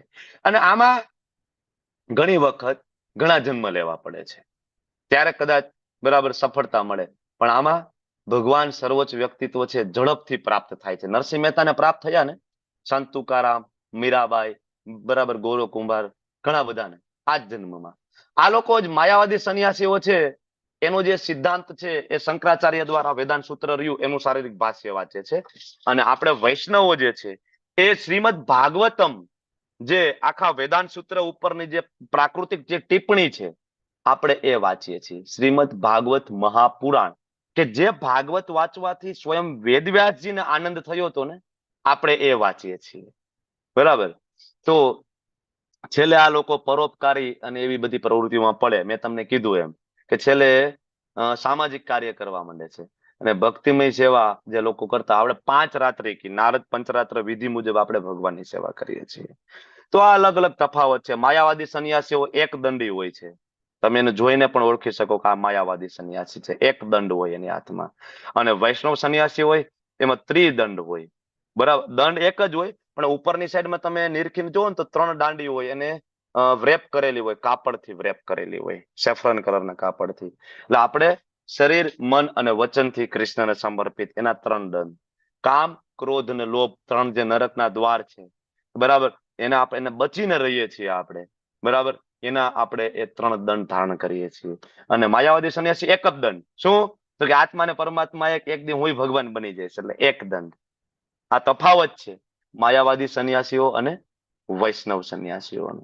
ઓકે, તો હવે આગળ 3જા શ્લોકમાં ભગવાન કહે છે કે અર્જુન, જે મનુષ્ય ન તો કર્મ ફળનો તિરસ્કાર કરે છે. જો કર્મના તિરસ્કારની વાત નથી, શેનો તિરસ્કાર ભગવાન કહે છે? કર્મ ફળ. બરાબર. એનો તિરસ્કાર કરે છે નથી, મતલબ ન તો કર્મફળનો તિરસ્કાર કરે, મતલબ કર્મફળનો તિરસ્કાર નથી કરતો.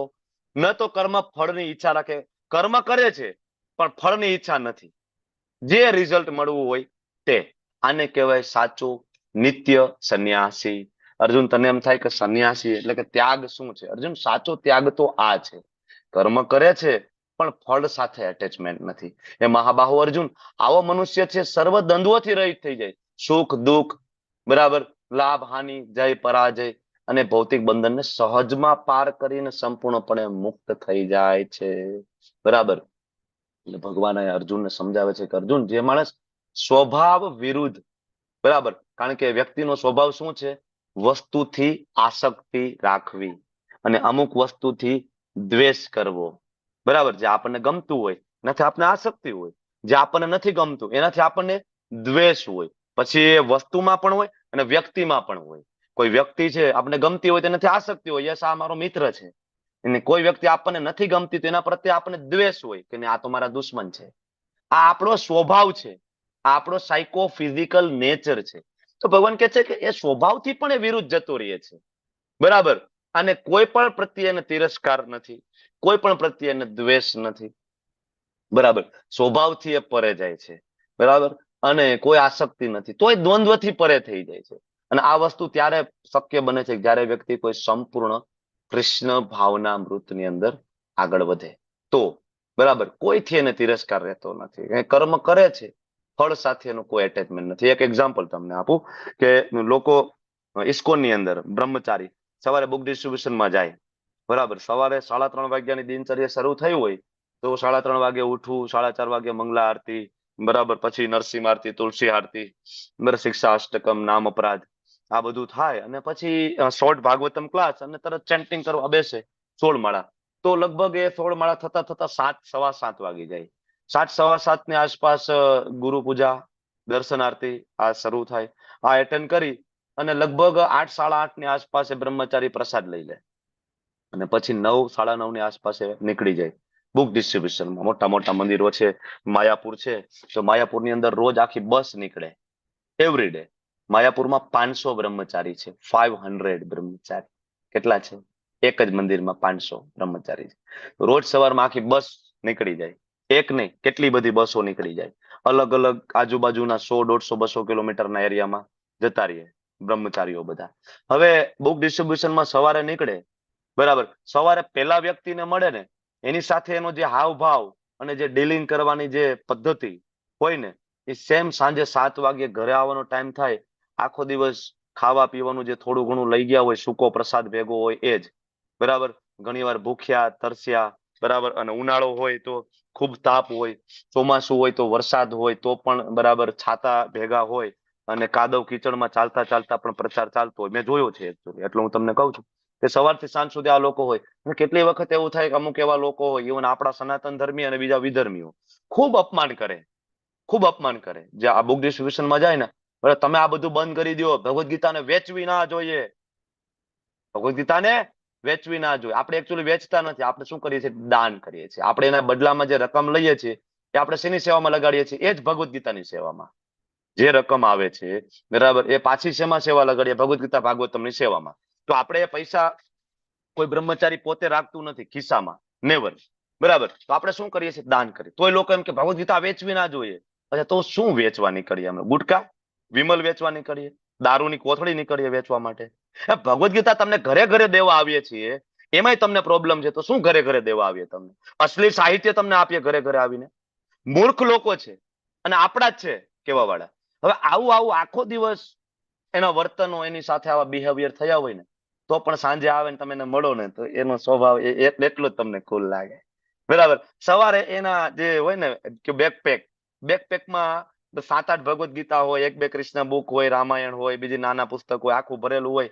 અને સાંજે આવે ને બેકપેક, આખો દિવસ બેકપેક ખંભે રાખ્યું હોય, બરાબર. સાંજે આવે ને કદાચ એમાંથી એક પણ બુક ના વેચાણી હોય ને, ગઈ ના હોય ને, તો પણ એવું કઈ નથી કે દુખી થઈ ગયો છે કે આજ, બરાબર, હવે કાલથી નથી જવું, બહુ દુખી.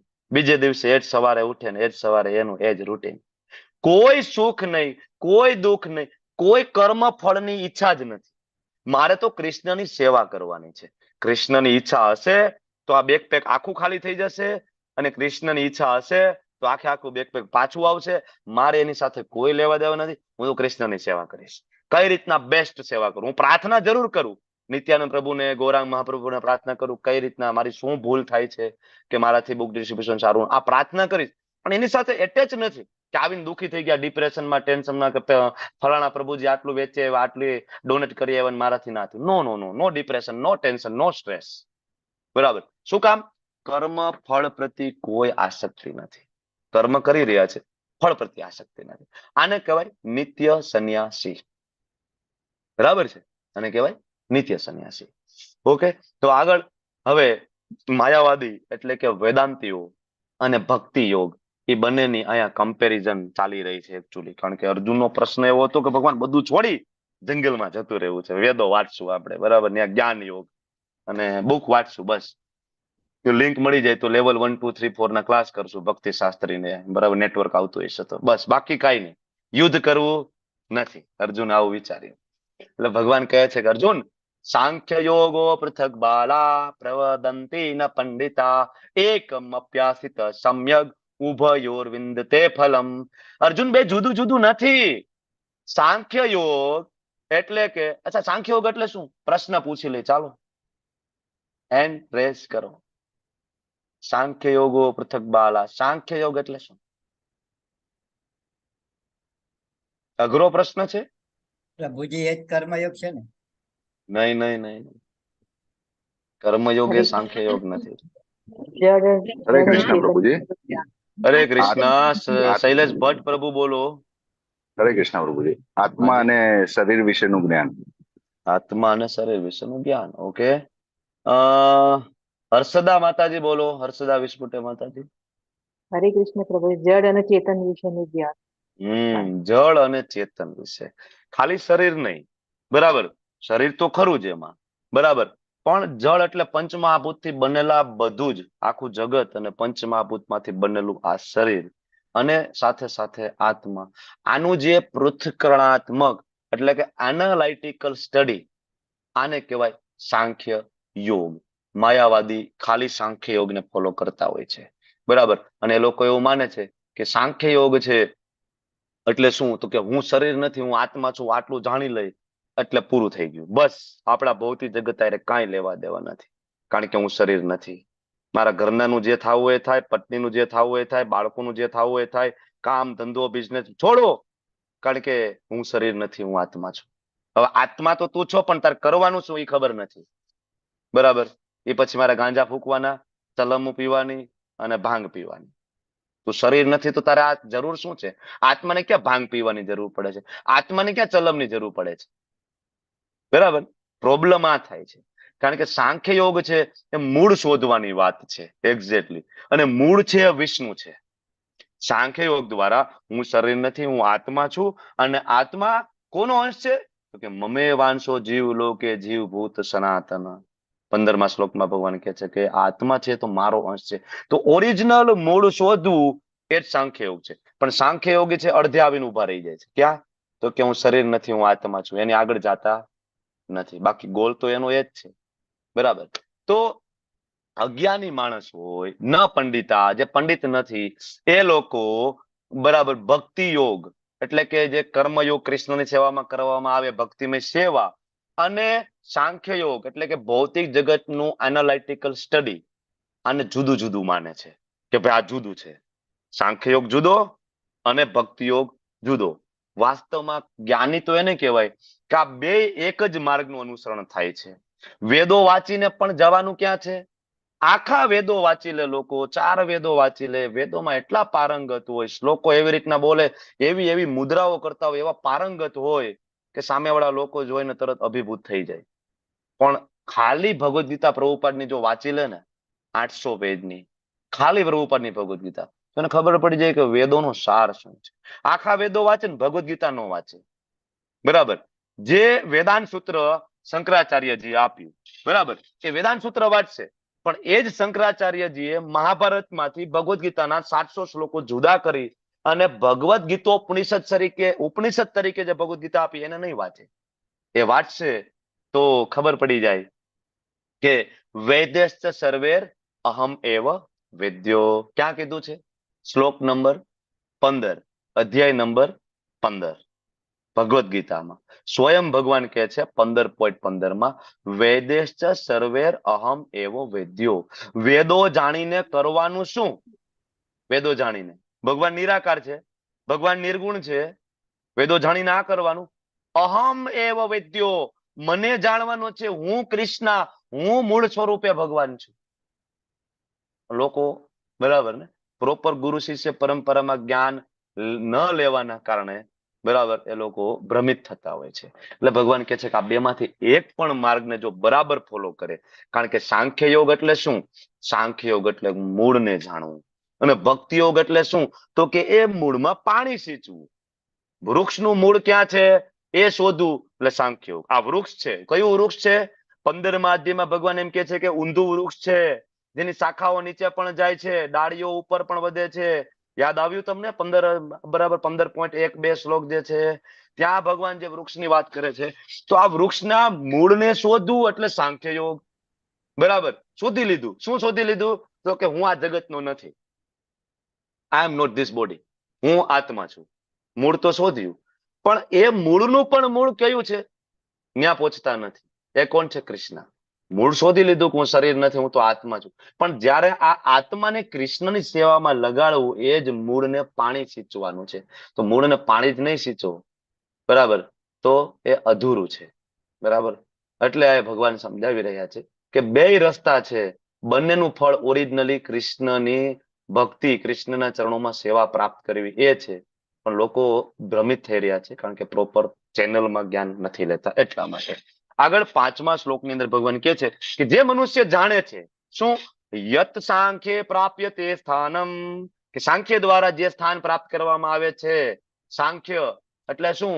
આત્મા અને જળ, આત્મા અને શરીર વચ્ચેનું જે અંતર, બરાબર, એ જાણે છે.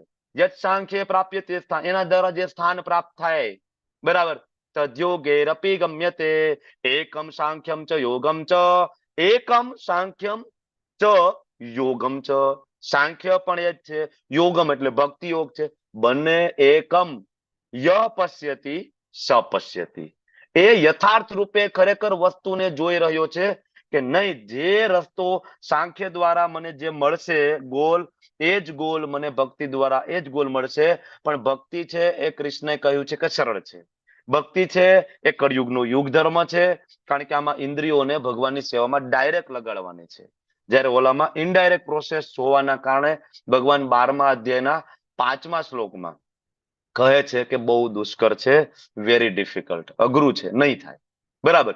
તો સાંખ્ય યોગ દ્વારા મૂળને જાણી લેવાનું તો ખબર પડે કે ઇન્વેસ્ટ ક્યાં કરવાનું છે, રોકાણ ક્યાં કરવાનું. રોકાણ આ શરીરમાં કરવાનું છે? નહીં. રોકાણ ક્યાં કરવાનું છે? ચેતન આત્મામાં. અઘરું લાગે છે, થોડુંક હેવી નથી લાગતો? ના, ડોઝ હેવી લાગે છે. આત્માન, પરમાત્માન, જળ ને ચેતન ને સાંખ્ય યોગ ને થોડુંક હેવી લાગે ને? બરાબર. ટ્રાય કરીએ જેટલું ઈઝી આપણે જઈ શકીએ, બરાબર ને? તો એકચ્યુઅલી ક્યાં ઇન્વેસ્ટ ક્યાં કરવું? શરીરમાં ઇન્વેસ્ટ કરવું. આપણે બધા ઇન્વેસ્ટ કરીએ છીએ શેના ઉપર ઇન્વેસ્ટ કરીએ છીએ? શરીર ઉપર. શરીરને મોંઘા મોંઘા કપડા પહેરાવાના, શરીરને સરસ મજાનો મેકઅપ કરવાનો, ફોટા પાડવાના, રીલ્સ બનાવવાની, બરાબર ને? ટીવી, સિરિયલ, બધું શેના માટે? શરીર માટે. ઇન્વેસ્ટમેન્ટ શરીર ઉપર. શરીર એક દી નાશ થઈ જશે. Investment zero, return zero, no return. તો રિટર્ન ક્યાંથી મળશે? સાંખ્ય યોગ દ્વારા મૂળ જાણીએ કે ચેતન આત્મા છે એ ઇટરનલ છે. તો ઇન્વેસ્ટમેન્ટ શેમાં કરવું જોઈએ? આત્મામાં. આત્માનો સ્વભાવ શું છે? આગળ અર્જુન પૂછે છે 13મા અધ્યાયમાં. તો ભગવાન જવાબ આપે છે કે આત્માનો સ્વભાવ છે કૃષ્ણની સેવા કરવી. અધ્યાત્મ, તો એ અધ્યાત્મ જ્યારે આત્માને આપવામાં આવે છે તો એનું રિટર્ન કેવું છે? બરાબર. એક તો કોઈ દિવસ નાશ નહીં થાય એવું. વન ટાઈમ ઇન્વેસ્ટમેન્ટ અને 100 ટાઈમ રિટર્ન્સ. હંમેશા રિટર્ન મળે ને મળે. તો આ છે સાંખ્ય યોગ અને એ છે ભક્તિ યોગ. બંને દ્વારા અલ્ટિમેટલી એ જ રિઝલ્ટ મળે. બરાબર. સાંખ્ય યોગ છે લાઈક એ થિયરી, જાણી લીધું હું શરીર નથી, આત્મા છું. પણ ભક્તિ યોગ ઇટ્સ લાઈક એ પ્રેક્ટિકલ. ભક્તિ યોગ દ્વારા એ પ્રેક્ટિકલ કરે છે.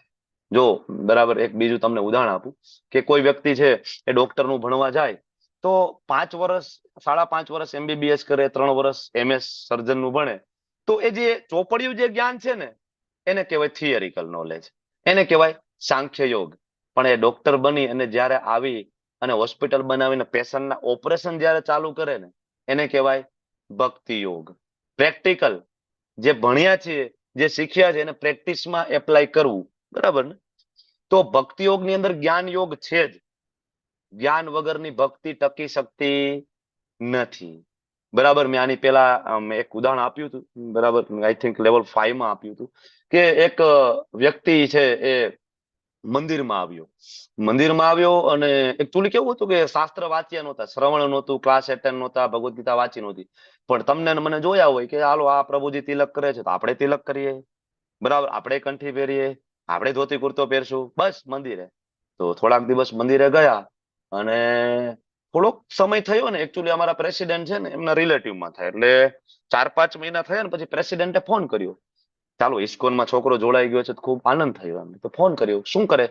છોડી દીધું ઇસ્કોન. કે મેં કે ભાઈ કેમ, શું થયું? કે તું તો તિલક ને કંઠી ધોતી કુર્તો બધું છોડી દીધું. એ કે ઇસ્કોનમાં કે આપણે, હું કે કેટલા મંદિરમાં આની પેલા ગયો છું, ઇસ્કોનમાં ગયો, મારી સાથે જેટલા પણ હતા ભણવામાં બધાને નોકરી મળી ગઈ છે, બધા ઠરીઠામ થઈ ગયા, બરાબર. હું એકલો એક્ઝામમાં પાસ ન થયો, બરાબર, મારો રેન્ક ના આવ્યો. કૃષ્ણ આપતા નથી કાંઈ, બરાબર. કૃષ્ણ કાંઈ ઈચ્છા પૂરી નથી કરતા, જવાનો કોઈ મતલબ નથી ઇસ્કોનના મંદિરમાં. પ્રોબ્લેમ શું થયો? જ્ઞાન નહોતું. ડાયરેક્ટ પ્રેક્ટિકલ એપ્લાય કરી દીધો, ભક્તિ ડાયરેક્ટ ચાલુ કરી દીધી, કંઠી, તિલક, બરાબર બધું ચાલુ માળા, પણ એના ખબર પડી કે અહીંયા લેવા નથી આવવાનું મંદિરમાં, એ દેવા આવવાનું છે. આપણે દાસ છીએ, we are servant of Krishna. Servant છે એ માગે નહીં ભગવાન પાસે, અને ભગવાનને એવું પણ નથી કે માગે નહીં તો ભગવાન આપે જ નહીં. બરાબર, જેમ નાનું બાળક રોવે, બરાબર, તો માં હોય ને એને ખબર પડી જાય કે આ ભૂખ્યું થયું છે. માં હોય ને ખબર પડી જાય કે હવે મારા દીકરાને બરાબર ફીડિંગ કરાવવાનો ટાઈમ થયો છે. ભૌતિક જગતની માં હોય એને ખબર પડી જાય, તો અનંત બ્રહ્માંડના સ્વામી જે આપણા માં છે કૃષ્ણને ખબર ના પડે તમારી ને મારી શું રિક્વાયરમેન્ટ છે, શું જરૂરિયાત છે, એને નહીં ખબર હોય? શું આપણે બે હાથ જોડીને માનતા માનીએ અને ઊંધા પાટે કહેવાય કે આપણે કહેવાય રગડતા રગડતા જઈએ, ઉઘાડા પગે જઈએ, બરાબર, 7 નારિયેળ ચડાવીએ, તો જ એને ખબર પડશે કે તમારી શું રિક્વાયરમેન્ટ છે. તો ભગવાન કેવા? કે તમે માનતા માણસો જો એને ખબર પડવાની છે તો ભગવાન થોડા કહેવાય એને. ભગવાન એને કહેવાય જે બધું જાણે, સર્વજ્ઞ. શ્રીમદ ભાગવતમ સ્કંદ પહેલો અધ્યાય પહેલો શ્લોક પહેલો ભગવાને કીધા છે અભિજ્ઞ, અભિજ્ઞ અને સ્વરાટ, બધું જ જાણનારા છે, ભૂતકાળ, ભવિષ્યકાળ, વર્તમાનકાળ. આગળ 13મા અધ્યાયમાં ભગવાન શું કહે છે? બંને ક્ષેત્રજ્ઞ, લોકલ, યુનિવર્સલ. ભગવાન કેવા ક્ષેત્રજ્ઞ છે? યુનિવર્સલ. ભગવાન મારા મનમાં શું ચાલે છે તો જાણે જ છે, અને અહીંયા ભગવાન એ જ સમયે તમારા મનમાં શું ચાલે છે એ પણ જાણે છે. તો શું એને ખબર નથી કૃષ્ણને કે તમારી શું રિક્વાયરમેન્ટ છે? ખબર છે ને? બરાબર. એટલે જ્ઞાન વગરની ભક્તિ પતન થવાના ચાન્સ પૂરેપૂરા. અને ભક્તિ વગરનું શુષ્ક જ્ઞાન, એવા કેટલાય લોકો સમાજમાં ફરી રહ્યા છે. ભક્તિ નથી, મંદિરે નહીં જવાનું, તિલક નહીં, કંઠી નહીં, માળા નહીં, પણ પૂછો તમે શ્લોક, પોપટની જેમ બોલશે, યજ્ઞ શિષ્ટાશીન સંતો મુચ્યંતે સર્વ કિલ્વિષે. પણ પૂછો પ્રભુજી ભોગ લગાડો છે? નહીં, ભોગ લગાડવાની જરૂર નથી. આપણે જમી લઈ, ભગવાન જમી લે, ક્યાં લખ્યું છે? ભગવદ ગીતામાં તો ભગવાન એમ કીધું, યત કરો છે યજ્ઞાસી યજ્જુઓસી દદાતિ યત મદ અર્પણમ. મારું તો એક સ્વરૂપ છે, અસ્નામી પત્રમ પુષ્પમ ફલમ તોયમ યો મે ભક્ત્યા પ્રયચ્છતિ. બરાબર, ભક્તિપૂર્વક મને જે કોઈ જમાડે તો હું તો જમું છું, અને જમાડ્યા છે. જેટલા પણ મહાન ભક્તો ઉપરની જે તમે જો પરંપરામાં જેટલાનું તમે નામ લેતા હોય એ બધાએ કૃષ્ણને ભોગ લગાડ્યો છે, બધાએ અર્પણ કર્યું છે. સબરીજીએ રામચંદ્રજીને ભોગ લગાડ્યા છે, હનુમાનજીએ ભોગ લગાડ્યા છે, બરાબર. બધી ગોપીઓ, શ્રીમતી રાધા રાણી, બરાબર, બધા જ ભક્તો, બરાબર, યશોદા મહારાણી, બધાએ કૃષ્ણને ભોગ લગાડ્યો છે. આજે પણ જે પરંપરામાં, જે 4 પરંપરામાં ઓથેન્ટિક જે પરંપરામાં બધા સંતો મંદિરમાં ભોગ લગાડે છે, પણ આ લોકોને એવું ક્યાંથી દિવ્ય જ્ઞાન હૃદયમાં આવી ગયું છે કે ભોગ લગાડવાની જરૂર નથી. મતલબ આ તમે બધાય કરતા વધારે બુદ્ધિશાળી છો. 4 સંપ્રદાયના આચાર્યો, શિવજી, બ્રહ્માજી, ઇન્દ્ર, આ બધાથી તમે બુદ્ધિશાળી છો. એટલે આને કહેવાય ભક્તિ વગરનું શુષ્ક જ્ઞાન. કોઈ જ અલ્ટિમેટલી મતલબ રહેતો નથી આવા જ્ઞાનનો, બરાબર. એટલે જ્ઞાન અને કર્મ કેવી રીતના પેરેલલ ચાલે, આજ સમજાવવાનું છે અને આજ સમજવાનું છે અધ્યાય નંબર 5માં. ઓકે, તો આગળના શ્લોકની ચર્ચા કરશું નાના એવા બ્રેક પછી. ઓકે, 5 મિનિટનો શોર્ટ બ્રેક. આજે કોણ કીર્તન લેવાનું છે? તમે લોકો ફ્રેશ થઈ જાઓ, કારણ કે ડોઝ થોડોક હેવી છે, બરાબર. તો પાણી બાણી પી લ્યો, સ્વસ્થતા પ્રાપ્ત કરી લ્યો, ઊંઘ બૂંઘ ઉડાડી લ્યો, અને પાછા આવી જાઓ. આગળના શ્લોકની ચર્ચા આપણે કરશું. યસ, જિજ્ઞા માતાજી, આર યુ રેડી? હા પ્રભુજી. યસ માતાજી, પ્લીઝ, ઓવર ટુ યુ માતાજી. હરે કૃષ્ણ. રાધા કૃષ્ણ પ્રાણ મોરા જુગલ કિશોર, રાધા કૃષ્ણ પ્રાણ મોરા જુગલ કિશોર, જીવને મરણ સખી और नाही मोर, राधा कृष्ण प्राण मोरा युगल किशोर, कालिंदीर कुले केली कादंबे रवाना, कालिंदीर कुले केली कादंबे रवाना, रतन वेदीर उपरा बोसा बोधु जाना, राधा कृष्ण प्राण मोरा युगल किशोर, श्याम गौरी अंगे दिवो चंदनेर गंधा, श्याम गौरी अंगे दिवो चंदनेर गंधा, ચામરડુ લાંબો શોભે મુખ ચંદ્ર રાધા કૃષ્ણ પ્રાણ મોરા જુગલ કિશોર ગાંઠિયા માલા તિરમાલા દીવો દોહરા ગલે ગાંઠિયા માલા તિરમાલા દીવો દોહરા ગલે આધારે તુલિયા દીવો कर्पूर तंबूरे राधा कृष्ण प्राण मोरा जल किशोर ललिता विशाखादि जत सखी वृंद ललिता विशाखादि जत सखी वृंद अज्ञाय कोरिबो सेवा चरणारविंद राधा कृष्ण प्राण मोरा जुगल किशोर श्री कृष्ण चैतन्य प्रभो दासिरनुदास श्री कृष्ण चैतन्य प्रभो दासिरनुदास सेवायाभिलाष कोरे नरोत्तमदास राधा कृष्ण प्राण मोरा राधा कृष्ण प्राण मोरा जुगल किशोर हरे कृष्ण कृष्ण कृष्ण हरे हरे हरे राम राम राम हरे हरे राधा कृष्ण प्राण मोरा राधा कृष्ण प्राण मोरा जुगल किशोर जुगल किशोर जुगल किशोर हरे कृष्ण હરે કૃષ્ણ. ખૂબ ખૂબ ધન્યવાદ જિજ્ઞા માતાજી. એક અલગ ટોનમાં રાધા કૃષ્ણ પ્રાણ મોરે અમને આજ સાંભળવા મળ્યું. ખૂબ સરસ. યસ, ખૂબ સરસ પ્રેક્ટિસ હશે તમારી ઓબ્વિયસલી. સુપર. ઓકે, તમે બાકીના બધા પણ પ્રેક્ટિસ કરો જેથી કૃષ્ણની સેવામાં બીજા કેટલાય ગીત ગાધા છે આપણે. ગરબા ગાયા છે, લગ્નમાં ગીત ગાયા છે, સિરિયલોના ગીત ને મૂવીના કેટલું ગાયું છે ને બધાનું આપણને આવડી જાય પાછું. એકવાર સાંભળો ને આવડી જાય. બરાબર, આવડી જાય. બરાબર, નવું આ સોંગ આવ્યું હોય મૂવીનું, એક બે વાર ક્યાંક સાંભળો એટલે આવડી જાય આપણને એનું બરાબર ટોનમાં ગાતા. તો આ આવડી જશે. બરાબર ને? ટ્રાય કરો. ચાલો આગળ વધીશું. એટ સિક્વન્સ 5.6 સંન્યાસસ્તુ મહાબાહો દુઃખમ આપતુમ અયોગતઃ યોગ યુક્તો મુનિર્બ્રહ્મ ન ચિરેણાધિ ગચ્છતિ. સંન્યાસસ્તુ મહાબાહો દુઃખમ આપતુમ અયોગતઃ.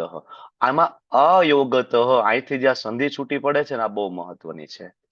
બરાબર. હવે જેને પ્રભુપાદની ભગવદ ગીતા બરાબર વાંચી હોય, બરાબર, અને જેને કૃષ્ણ પ્રત્યે થોડો કઈ પ્રેમ હોય, કૃષ્ણની સેવા કરતા, એ જ લોકો સમજી શકે કે અહીંયા અયોગતઃ શબ્દનો અર્થ ભગવદ ભક્તિમાં જોડાયા વિના. એ પ્રભુપાદાનું ટ્રાન્સલેશન આપ્યું છે.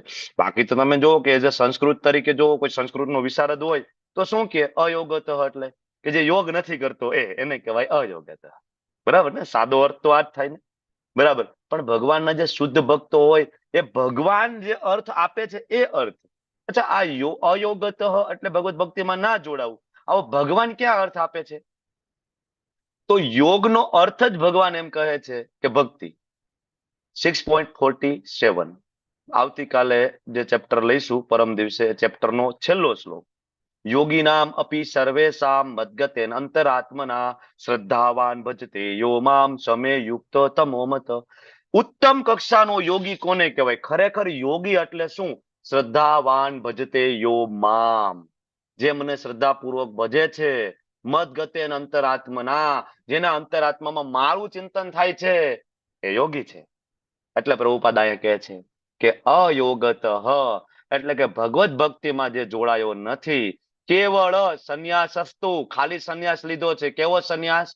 કર્મથી સંન્યાસ લઈ લીધો છે, કર્મનો પરિત્યાગ કરી દીધો છે. કોઈ કર્મ નહીં, છોડો ઘર બાર ચલો હરિદ્વાર, બરાબર, કાંઈક આપણે કામ ધંધો નથી કર્યો, તો એને શું મળશે? દુઃખમ આપતું, માત્ર શું મળશે? દુઃખ. તમે જોયા છે આવા લોકો? મેં જોયા છે, હું મળ્યો છું એટલા માટે કે સંન્યાસ લઈ લીધો હોય, ઘર, પત્ની, બાળકો બધું છૂટી ગયું હોય ને, પછી એનું દુઃખનું નિવારણ તોય નથી થતું. હું તમને એક પ્રેક્ટિકલ એક્ઝામ્પલ આપું. એક દિવસ હું બજારમાં ધૂપબત્તી લેવા ગયો હતો કૃષ્ણ માટે, ભગવાન માટે.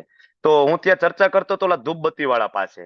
જનરલી ધૂપબત્તી હું એવી લઉં કે જેમાં અત્તર કે એવું કઈ કેમિકલ એડ ના કરેલું હોય અને ગાયના છાણમાંથી બનેલી હોય, નેચરલ એવી મળે છે. એટલે હું લેવા ગયો તો હું એમને વાત કરતો હતો કે ભાઈ એમાં કોઈ કેમિકલ ફ્રેગ્રન્સ નથી જોઈતી, આપણે મને આવી આપજો. તો મારી પાછળ જ કોઈ આવા માયાવાદી સંન્યાસીઓ, બરાબર, કે જેને સંન્યાસ તો લઈ લીધો પણ શું છે? અયોગત, કૃષ્ણ પ્રત્યે પ્રેમ નથી, રામ પ્રત્યે પ્રેમ નથી, ખાલી સંન્યાસ લીધો છે આ ભૌતિક જગતથી કંટાળીને. તો મારી પાછળ ઉભા હતા. તો હું જયારે આ વાત કરતો હતો ને કે એવી ધૂપબત્તી આપો કે જેમાં અત્તર, તો કેમ કે તમારે ભગવાનને કે નથી ગમતું કે સુગંધ? મેં કીધું ના ના, મેં કીધું એમાં કેમિકલ ને એવું આવે ને, એટલે મેં કીધું આપણે કૃષ્ણ ને ભગવાન ને એવું કેમિકલ વાળું ઓફર નથી કરતા.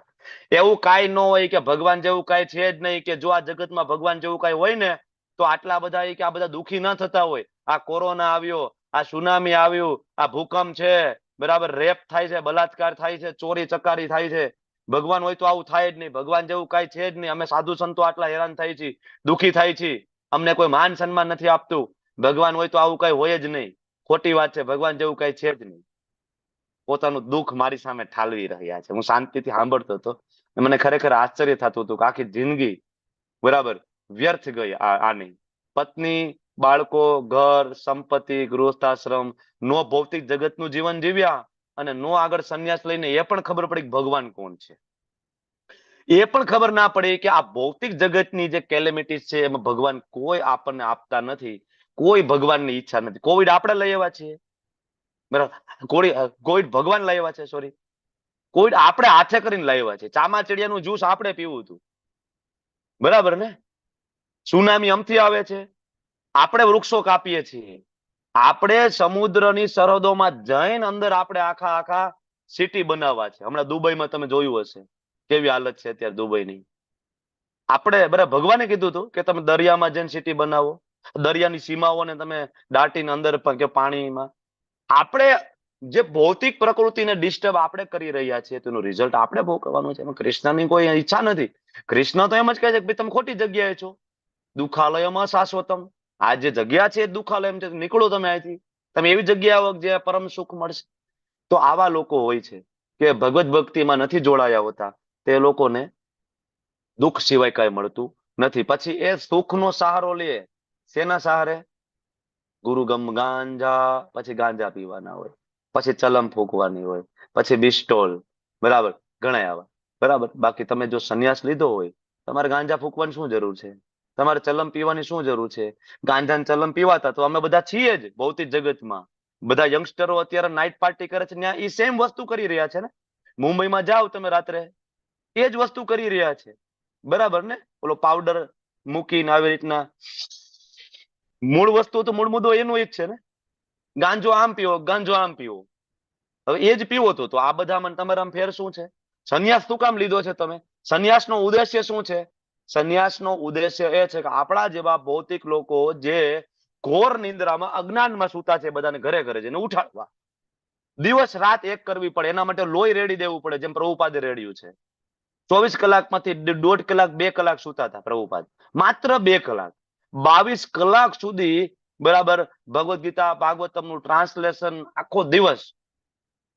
જયારે દિલ્હીની સડકો ઉપર પ્રભુપાદ પોતાનું મેગેઝિન બેક ટુ ગોડેડ લઈને નીકળતા હતા, તો દિલ્હીની સડકો, જે એકદમ તપેલી સડકો ઉપર પ્રભુપાદને કેટલી વખત સનસ્ટ્રોક આવવાના કારણે બેભાન થઈને પડી ગયેલા છે. કેટલી વખત, એક વખત તો ગાયે શિંગડું મારી દીધું હતું તો પ્રભુપાદને હોસ્પિટલાઇઝ કરવા પડ્યા હતા. છતાં પણ એ મહાત્મા એકલા, કોઈ હજી કોઈ એના ફોલોવર્સ નથી, કોઈ શિષ્ય નથી. હું તમને વાત કરું છું ઇસ્કોનની એકદમ શરૂઆતની વાત છે, બરાબર. દિલ્હીમાં જયારે પ્રભુપાદ પ્રચાર કરી રહ્યા હતા, ફાટેલો ધોતી, ફાટેલો કુર્તો, હાથમાં કોઈ પૈસા નથી. બેક ટુ ગોટેડ મેગેઝિન પોતાના જે કઈ કોઈ દાન દક્ષિણા આપે છે એમાંથી એ વેચવા જાય છે. અને બધાને રેસ્ટોરન્ટમાં જઈને ઘરે ઘરે જઈને બધાને એમ કે છે કે સાંજે આ જગ્યાએ પ્રવચન છે ભગવદ્ ગીતા ભાગવતમ ઉપર, તમે આવશો, આપણે સાંભળશું, આપણે સમજશું ભગવાન વિશે. ઘરે ઘરે જઈને કહી રહ્યા છે, ઘરે ઘરે જઈને. બરાબર. બુક પ્રિન્ટિંગ માટે કેટલું બધું ડેડિકેશન છે પ્રભુપાદનું. આખી રાત ટ્રાન્સલેશન કરવાનું, સવારે એ જ બુક લઈ અને પ્રચાર માટે નીકળવાનું. જયારે પ્રિન્ટિંગ પ્રેસમાં ઉભા છે તો પ્રિન્ટિંગ પ્રેસનો માલિક એમ કે છે કે દાદા કઈ જયમાં છો? તો પ્રભુપાદ કે નથી, કારણ કે ખિસ્સામાં જે પૈસા હતા ને એ પૈસા મને એવું લાગે છે બુક પ્રિન્ટિંગ માટે વધારે મારે એનો ઉપયોગ કરવો જોઈએ, નહીં કે મારે મારા શરીર માટે. પ્રભુપાદનું શરીર એકદમ દુબલું પતલું થઈ ગયું હતું, એકદમ દુબલું પતલું, કારણ કે ખાવાનું મળતું નહોતું. જે કઈ થોડું ઘણું ક્યાંક મળે ને એટલું ખાઈ લેતા. કોઈ રહેવાના ઠેકાના નહીં, કોઈ ખાવાનું ઠેકાનું નહીં, કાંઈ નહીં. આને કહેવાય સંન્યાસી. છતાં આજે જો આપણા જેવા ક્યાંય હાલે નહીં એવા લોકોને, આખા વિશ્વમાં કરોડો લોકોને યોગ્ય દિશા બતાવી. કોણ ભગવાન છે, કેમ ગૃહસ્થાશ્રમમાં રહેવું જોઈએ, કેવો વાણી વ્યવહાર હોવો જોઈએ, માંસાહાર છોડો, જુગાર છોડો, વ્યભિચાર છોડો, દારૂ છોડો. બરાબર. આ બધું આપને એ સંતે શીખડાવ્યું. આને કહેવાય સાચા સંન્યાસી. એના શું કામ? એના હૃદયમાં કૃષ્ણ હતા. બરાબર ને? અને આ બધાના હૃદયમાં કૃષ્ણ નથી, ભગવાન પ્રત્યે કોઈ પ્રેમ નથી, એટલે એને દુઃખ મળે છે. બાકી પ્રભુપાદની આવી સ્થિતિમાં જયારે પ્રભુપાદ લાસ્ટ મોમેન્ટ હતો, પ્રભુપાદની છેલ્લી એમની જે લીલાઓ, બરાબર, તો મૃત્યુ શૈયા ઉપર સૂતા છે, આખા શરીરમાં પેરાલાઇઝડ, બરાબર, ખાલી બોલી રહ્યા છે મોઢેથી. બાજુમાં શિષ્ય છે, ડિક્ટોફોન લઈને રેકોર્ડ કરી રહ્યો છે. શિષ્ય છે, ભાગવતમનો શ્લોક બોલે છે, અને પ્રભુપાદ એ જ ભાગવતમના શ્લોકનો અનુવાદ, શબ્દાર્થ અને એનો મોટો ભાવાર્થ બોલી રહ્યા છે. ત્યારે એના શિષ્ય પૂછે છે, પ્રભુપાદ તમને આટલા બધા કેટલી બધી બીમારીઓ હતી લાસ્ટ મોમેન્ટ ઉપર પ્રભુપાદના બોડીમાં, તો પ્રભુપાદ તમે તકલીફ હશે ને? નહીં, મને કોઈ તકલીફ નથી, હું તો મારા કૃષ્ણના હાથમાં સેફ છું. એકદમ આનંદિત. ડોક્ટરોના મીટરો ખોટા પડતા હતા કે આવું કેવી રીતના બની શકે? કોઈ વ્યક્તિ પેરાલાઇઝડ હોય, આંખ બે બંધ છે, અનકોન્શિયસ જેવી પરિસ્થિતિ છે, ને એમાં એક શિષ્ય શ્લોક બોલે છે અને આ દાદા સુતા સુતા એનો ભાવાર્થ અને વેદોમાંથી લઈને રેફરન્સ આપે છે. આવું તો કેમ બને? આવી કેવી યાદશક્તિ, આવી કેવી ચેતના? માણસને પોતાનું નામ યાદ ના આવે. આવી પરિસ્થિતિમાં હોય ને, ડોક્ટર આવીને ચીઠીઓ ભરે, નામ બોલો દાદા, નામ બોલો, ક્યાં રહેવાનું છે, નામ યાદ ન આવે, ઘરવાળા કોઈ યાદ ના આવે, સગાવાલાને ઓળખે નહીં એ પરિસ્થિતિમાં. અને એ પરિસ્થિતિમાં પ્રભુપાદ સુતા સુતા ભાગવતમ બોલી રહ્યા છે. આને કહેવાય સાચા સંન્યાસી. અને આવો સંન્યાસી યોગ યુક્તો મુનિર બ્રહ્મ ન ચીરણાધિ ગચ્છતિ. જ્યારે યોગ યુક્તો, જ્યારે યોગ છે, જોડાણ છે, કોની સાથે? કૃષ્ણ સાથે. તો આવી જ્યારે ભક્તિમય સેવાનું જોડાણ હૃદયમાં લઈને જે બેઠા છે ને, આવા વિચારશીલ મુનિર બ્રહ્મ, એને ન ચીરણાધિ, બિલકુલ વાર નહીં લાગે, તરત જ શું પ્રાપ્ત થશે? ભગવાન પ્રાપ્ત થશે. આ ફેર છે માયાવાદી સંન્યાસી અને જે વૈષ્ણવ સંન્યાસી, જે આપણે વાત કરી, એનો તફાવત આ શ્લોકના તાત્પર્યમાં પ્રભુપાદ ત્યાં આપે છે. જરૂરથી તમે લોકો તાત્પર્ય વાંચજો. બરાબર. એટલે નિષ્કામ કર્મયોગી હોય, જે ભગવાન માટે કર્મ કરતો, એની ઓળખ છે, ખબર છે કે હું શરીર નથી, હું આત્મા છું, ભગવાનનો અંશ છું, મારે એની સેવા કરવી જોઈએ. બરાબર. એને તમે પ્રશ્ન પૂછો, તમે કોણ છો? હું ભગવાનનો સેવક છું. માયાવાદી સંન્યાસીને પૂછો, તમે કોણ છો? આપણે ભગવાન છીએ. નમો નારાયણ. તમે નારાયણ, હું નારાયણ. દરિદ્ર નારાયણ, દર્દી નારાયણ. અરે ભાઈ, દર્દી નારાયણ ન હોય. નારાયણ કોઈ દી દરિદ્ર ના હોય. એને પતિ, બરાબર, એમના પત્નીનું નામ લક્ષ્મી છે, બરાબર, મહાલક્ષ્મીના પતિ છે નારાયણ, એ દરિદ્ર ના હોય. આવી ફિલોસોફીઓ લઈ આવે. દરિદ્ર નારાયણ, દર્દી નારાયણ, બરાબર, નમો નારાયણ. તમે નારાયણ, હું નારાયણ. મૂળ તો મારે નારાયણ બનવું છે, એટલે તમને નારાયણ બનાવું તો તમે મને નારાયણ કહેશો. મૂળ બધાને ભગવાન બનવું છે. મૂળ મુદ્દો આ જ છે. બરાબર, ભગવાન બની બધાને પૂજાવું, કોઈને દાસ નથી બનવું. માયાવાદીઓ શું કામ ભગવદ ગીતાને બરાબર નથી સમજતા? શું કામ વૈષ્ણવ સંપ્રદાયના પ્રોટોકોલ ફોલો નથી કરતા? કારણ કે તો દાસ બનવું પડે. અને આ જગતમાં દાસ બનવું કોને ગમે? તમે વિચાર કરો કે આપણો જન્મ થયો અને આપણે જે કઈ 12 વર્ષ, 15 વર્ષ, 20 વર્ષ ભણ્યા, શેના માટે ભણ્યા? દાસ બનવા માટે ભણીએ છીએ. હા, તમે તમારા છોકરાને શેના માટે ભણાવો? દાસ બનવા માટે. આપણો સ્વભાવ જ છે કે દાસ બનવું નથી. શું બનવું છે? બોસ બનવું છે. મારો છોકરો આગળ જતા એક કંપનીનો બોસ બનશે, અથવા તો એવો અધિકારી બનશે કે એની નીચે કેટલાય બધા નોકર ચાકર હશે. મારો છોકરો કોઈનો દાસ ના બને. મારો છોકરો નોકર ના બને, આ આપણા સ્વભાવમાં નથી દાસ બનવું. તો ભક્તિ યોગ એ છે કે જે સ્વભાવથી વિરુદ્ધ જઈને કર્મ કરવું, કે નહીં હું તો આઈ એમ સર્વન્ટ, તો દાસ છું. એટલે તમે જો ભગવદ્ ગીતાને માનો, કૃષ્ણને માનો, તો તમારે શું કરવું પડે? તમારે દાસ બનવું પડે. અચ્છા, દાસનો શું છે ધર્મ? સેવા કરવી. તો આ લોકોને સેવા તો કરવી નથી, તો દાસ બનીએ તો ભગવાનને ભોગ લગાડવો પડે. ભગવાને ભગવદ્ ગીતામાં કીધું છે મન મના ભવ મદ ભક્તો મધ્યાજી મામ નમસ્કુરુ, ભગવાનને દંડવત પ્રણામ કરવા પડે. ભગવાને ભાગવતમના 12મા સ્કંદની અંદર ભગવાને કીધું છે મારા મંદિરો બનાવવા જોઈએ, આવા મંદિરો હોવા જોઈએ. ભગવાન કૃષ્ણએ ઉદ્ધવજીને ત્યાં સુધી જ્ઞાન આપ્યું છે કે ઉદ્ધવ, મારા મંદિરની અંદર આવો ગાર્ડન હોવો જોઈએ. ઉદ્ધવજી, મારો જે મૂર્તિ છે એ પંચધાતુની બને, માર્બલની બને, લાકડામાંથી બને, આ વસ્તુનું જરૂર પડશે. સ્વયં કૃષ્ણ આ ગાઈડલાઈન આપીને ગયા છે. પણ જો ભાગવતમને કોઈ માને ને ભગવદ્ ગીતાને માને તો શું બનવું પડશે? એને દાસ બનવું પડશે. દાસ કોઈને બનવું ગમતું નથી. એટલે શું કરીએ? ભગવાન કૃષ્ણ છે જ નહીં, ભગવાન રામ નથી. ભગવાન કોણ? નિરાકાર. અચ્છા, નિરાકારને ભોગ લગાડવાનો કેવી રીતના? તો કે એને ભોગ નો લગાડવાનો હોય. નિરાકારની માળા, કે ના એ તો ભગવાન સર્વત્ર છે, બરાબર, મારી અંદર જ ભગવાન છે.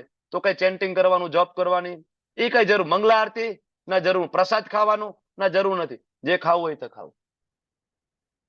મેં જોયા છે સંન્યાસ લીધા પછી પણ બધું જ જમતા હોય, ડુંગળી, લસણ, બધું.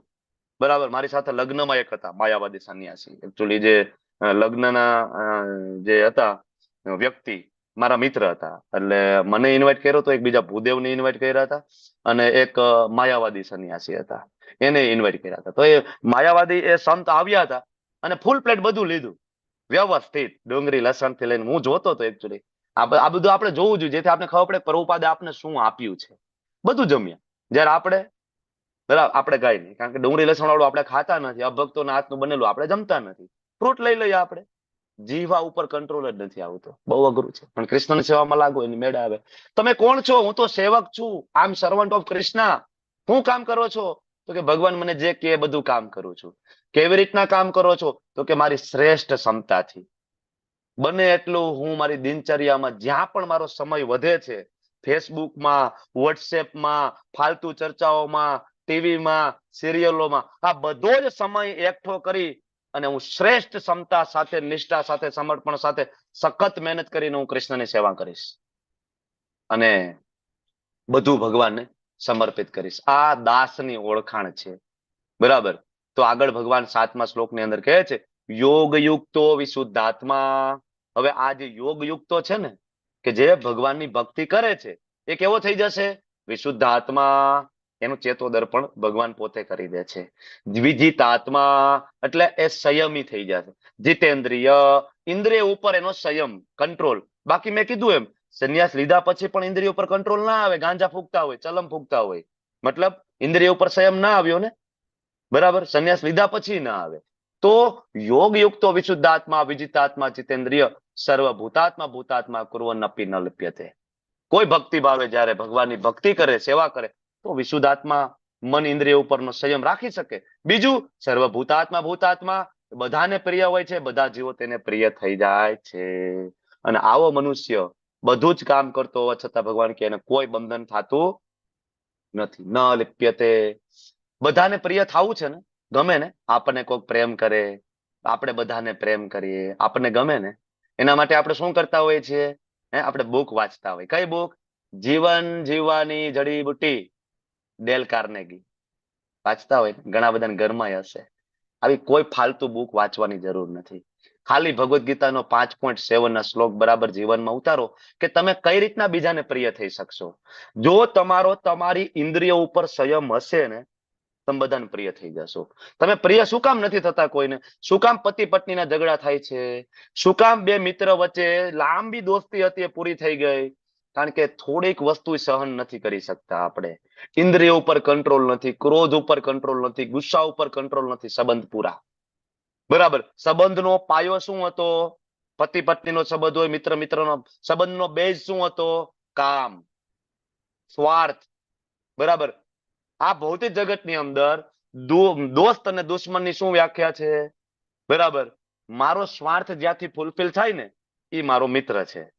મને જે કામમાં આવે ને, મારો મિત્ર છે. અને મારો સ્વાર્થ પૂરો કરવામાં જે આડે આવે છે ને, આ મારા દુશ્મન છે. આ ભૌતિક જગતની મિત્ર અને દુશ્મનની વ્યાખ્યા છે. બરાબર, અંદર રહેલો સ્વાર્થ. બરાબર. તો જ્યારે વિજિતાત્મા હોય, જીતેન્દ્રિય વ્યક્તિ હોય, એમાં કોઈ સ્વાર્થ નથી સંબંધની અંદર, ત્યારે એ બધાને પ્રિય છે, આખા જગતને પ્રિય છે. આજે જો પ્રભુપાદ છે આખા વિશ્વમાં, ગમે ત્યાં જાઓ, પાકિસ્તાનમાં જાઓ, ચાઇના જાઓ, લંડન જાઓ, જાપાન જાઓ, અમેરિકા જાઓ, બધે પ્રિય છે, બધે જય જયકાર કરે છે. પ્રભુપાદને બધા પ્રિય હતા. બરાબર. જો તમારે પ્રિય થવું હોય તો ભગવદ્ ગીતા વાંચો, ગુરુ મહારાજ જે પ્રમાણે કહે છે એ પ્રમાણે જીવન જીવો. બરાબર. કારણ કે આ જે છે વ્યક્તિ એ કોઈ બીજા જીવને કૃષ્ણથી જુદો જોતા નથી. પ્રભુપાદ સમજાવે છે બધા કૃષ્ણ સાથે જોડાયેલા છે. બરાબર. તો એ સેવા કરે છે બધાની, જેથી એ બધાને પ્રિય થાય છે. 8મો અને 9મો શ્લોકમાં ભગવાન સરસ સમજાવે છે કે આવી જે દિવ્ય ભાવના હોય. કઈ દિવ્ય ભાવનાની વાત થાય ભાઈ? આગળનો જે શ્લોક હતો એ કયો?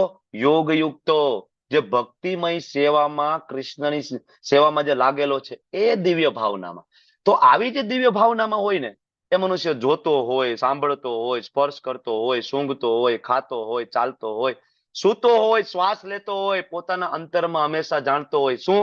પોતે કશું કરતો નથી. બોલતા, ત્યાગ કરતા, ગ્રહણ કરતા, આંખો ખોલતા, આંખો મીચતા, સદાય જાણતો હોય કે આ તો માત્ર ભૌતિક ઇન્દ્રિયો પોતપોતાના વિષયમાં પરોવાયેલી છે અને મારે આ કોઈ વસ્તુ સાથે કઈ લેવા દેવા નથી. ખાલી આ શ્લોક બરાબર સમજાઈ જાય ને, તમે વિચાર કરો. બરાબર. કાન સાંભળવા માટે, નાક સૂંઘવા માટે, જીભ ટેસ્ટ માટે, એ બધું કરે છે. આત્મા આ બધાથી અલગ છે. તમે વિચાર કરો કે આ શ્લોક તમે બરાબર હજી ઊંડાઈથી જો સમજવાની કોશિશ કરો તો તમે જયારે ખૂબ ચિંતામાં હોય ને, ત્યારે વિચાર કરો. બરાબર. કે આજે મારું મન બહુ ચિંતામાં છે, હું ચિંતામાં નથી. કારણ કે આત્માને કોઈ ચિંતા નથી ને. ચિંતામાં કોણ છે? મારું મન આજે બહુ ચિંતામાં છે. મને કોઈ ચિંતા નથી. આજે મને માન ના મળ્યું, આજે ઇજ્જત ના મળી, આજે મારો અહંકાર દુખી થઈ ગયો છે. હું દુખી નથી, કારણ કે હું તો સતચિત અને આનંદ છું. આવી રીતે તમે જેમ જેમ જેમ જેમ પ્રેક્ટિસ કરશો તો તમારી ઇન્દ્રિયો, મન, એને તમે શરીરથી, તમે તમારા આત્માથી જુદું જોઈ શકશો. બરાબર. કે ભાઈ આજે મારું અપમાન થયું કોઈ કે, આ ઠીક છે, અપમાન કર્યું છે ને, આ શરીરનું અપમાન કર્યું છે. બરાબર. એની સાથે રહેલું મન, એની સાથે જે ઇન્દ્રિય જીભ રહી ને, એને એવી વાણી બોલી હતી એટલે એને અપમાન કર્યું છે. મારું અપમાન નથી, હું તો કૃષ્ણનો દાસ છું, I am the servant of Krishna. બરાબર. તો આવી રીતના વ્યક્તિ પ્રેક્ટિસ કરતો કરતો જોઈ શકે છે કે આ બધી વસ્તુ સાથે મારે કોઈ લેવા દેવા નથી. બરાબર. તો ઇન્દ્રિય, મન અને બુદ્ધિ જે સૂક્ષ્મ શરીર છે એને આત્માથી ધીમે ધીમે ધીમે ધીમે જુદો પાડી શકે છે. પછી એ ગમે તેવી હોય, પ્રલય જેવી સ્થિતિ પણ હોય, એમાં એ શાંતિ પ્રાપ્ત કરી શકે છે. બરાબર. અને ભગવાન એ સમજાવવા માટે ઉદાહરણ આપે છે આગળ. બ્રહ્મણાધાય કર્માણી સંગમ તોક્તા કરોતિ લિપ્યતેન સ પાપેન પદ્મપત્ર મિવાંબસા. પદ્મપત્ર એટલે કમળનું પાંદડું. તમે લોકોએ જોયું હશે ને, કમળ કાદવમાં ઉગે મોસ્ટલી. બરાબર.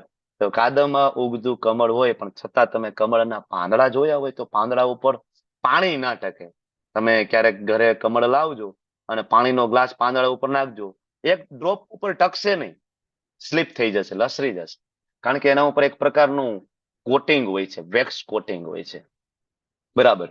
ભગવાન એ સમજાવી રહ્યા છે જે મનુષ્ય કર્મફળ પરમેશ્વરને સમર્પિત કરી દે, આસક્તિ રહિત થઈને કર્તવ્ય કર્મ જે કરે ને, એ આવો વ્યક્તિ છે. મતલબ ભગવાનનો ભક્ત હોય તો આ સંસાર નામનો જે કાદવ કીચડ છે, બરાબર, એ કાદવ કીચડમાં જે ભક્ત છે એ કમળ છે. કાદવ કીચડ છે સંસાર છે, અને એ કમળ સમાન ભક્ત છે એ આ કાદવમાં રહેવા છતાં પણ એ કાદવથી લિપ્ત થતો નથી. સંસારના કામ, ક્રોધ, લોભ, મોહથી લિપ્ત થતો નથી. નરસિંહ મહેતા બધાની વચ્ચે રહેતા હતા ને, બરાબર, છતાં પણ જો એકદમ અલિપ્ત. બરાબર. જ્યારે ભગવાનને બોલાવે ભગવાન તરત આવે. બરાબર. બ્રહ્મણાધાય કર્માણી. ભગવાન કહે છે બ્રહ્મણી, બ્રહ્મણી ભગવાન પૂર્ણ પુરુષોત્તમ કૃષ્ણ માટે જે કોઈ કર્મ કરતા હોય એને કોઈ, બરાબર, ટચ નથી કરતું આ સંસારના જે કઈ કામ, ક્રોધ, લોભ, મોહ. બરાબર.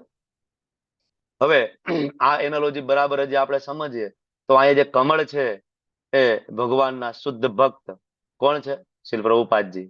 અને આ જે પાંદડા છે એ છે પ્રભુપાદના શુદ્ધ ભક્તો, શુદ્ધ શિષ્યો, એમના જે શિષ્યો છે એ.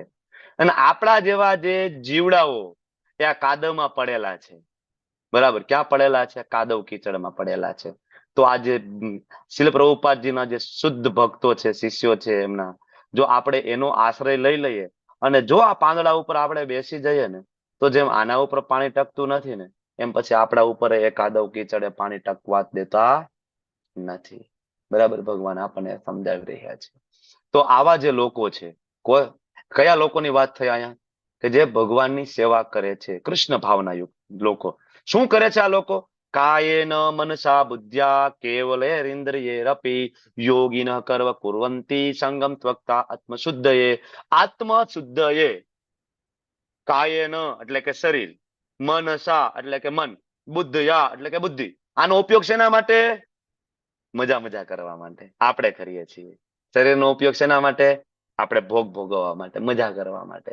બરાબર. મનનો ઉપયોગ, બરાબર, મનોકલ્પિત કલ્પનાઓ કરવા માટે, ટીવી, વિડીયો ગેમ, સિરિયલ.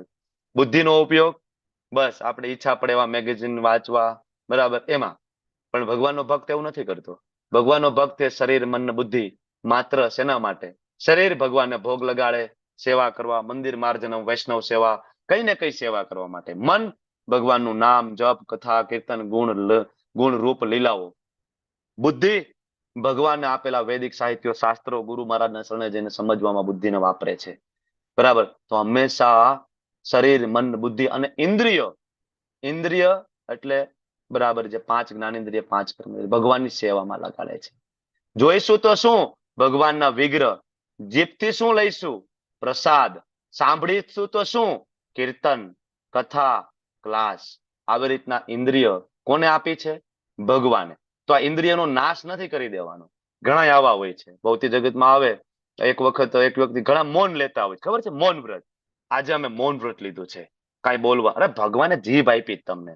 મૌન વ્રતનો ઓરિજિનલ અર્થ શું થાય? એક વ્યક્તિ પ્રભુપાદને મળે છે અમેરિકામાં, તો એમના શિષ્ય બાજુમાં હતા કે આજે અમારા મહાત્મા છે મૌન વ્રત લીધું છે. પ્રભુપાદ કે ભાઈ બોલવું જોઈએ. મૌન વ્રત એટલે શું? બોલવું જોઈએ, પણ જીવાથી એ બોલવું જોઈએ કે જેમાં કૃષ્ણના ગુણગાન હોય, રૂપ લીલાઓની ચર્ચા હોય, જેમાં કોઈ ભૌતિકતાનો છાંટો ન હોય ને, એને કહેવાય મૌન. ખરેખર જો જીભની જરૂર જ ના હોત ને, તો કૃષ્ણએ આપી જ ન હોત. જરૂર છે એટલે આપી છે. એને કાપી નથી નાખવાની, કે હવે મૌન નથી રહેવાનું, કે આંખે પાટા નથી બાંધી દેવાના. પણ કરવાનું એ છે કે જીભથી કૃષ્ણના ગુણગાન ગાવા. આને કહેવાય મૌન. આંખે અંધાપો નથી લેવાનો. આંખે અંધાપો એટલે કે બીજું કઈ જોવું જ નથી. કૃષ્ણ સિવાય કોઈ ચર્ચા નહીં, કૃષ્ણ સિવાય કોઈ વાત નહીં. તમને એવું લાગે કે આ બહુ વધારે પડતું થાય છે, પણ આવા ભક્તો જોયા છે એકચ્યુઅલી. મંદિરમાં ઘણી વખત આવા ભક્તો નો ભેટો થાય છે, ચર્ચા થાય છે. આજે જ પ્રભુજી સવારે મંગલા આરતી પછીનો શોર્ટ લેક્ચર હતો, તો વાત કરતા હતા કે મુંબઈમાં ગયા તો ચર્ચા થતી હતી. તો એક વ્યક્તિ આવીને ભૌતિક વાતો કરતો હતો બીજી. તો ઉભા રહેલા 2 ભક્તો હતા ને, એને તરત 2 હાથ જોડીને કીધું, સોરી પ્રભુજી, તમારો સમય બગડશે ને મારો સમય બગડશે. કૃષ્ણ વિશેની કંઈક ચર્ચા હોય તો આપણે કરીએ, નહીતર મારે આગળ બીજી કૃષ્ણની સેવા છે. ભૌતિક વાતો કરવા માટે એને તમારી સાથે ઇન્ટરેસ્ટ જ નથી.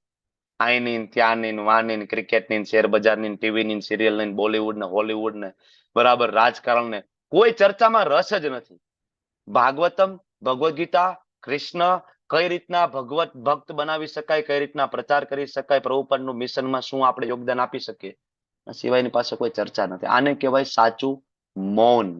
બરાબર. મૌન એટલે એ નથી કે બોલવાનું બંધ કરી દે, કારણ કે બધું કોનું છે? કૃષ્ણનું. આપ્યું કોને? કૃષ્ણએ. તો કોની સેવામાં લગાડીશું?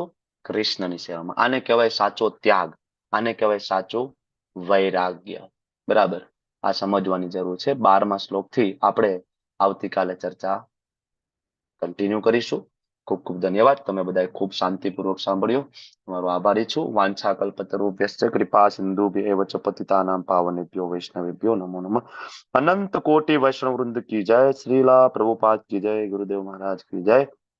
ગ્રંથરાજ શ્રીમદ ભાગવતમ, ભગવદ ગીતા, ચૈતન્ય ચરિતામૃત, શ્રી રામાયણ જી की जय. हरे कृष्णा कृष्ण कृष्णा हरे हरे, हरे राम राम राम हरे हरे. हरे હરે કૃષ્ણ. कृष्ण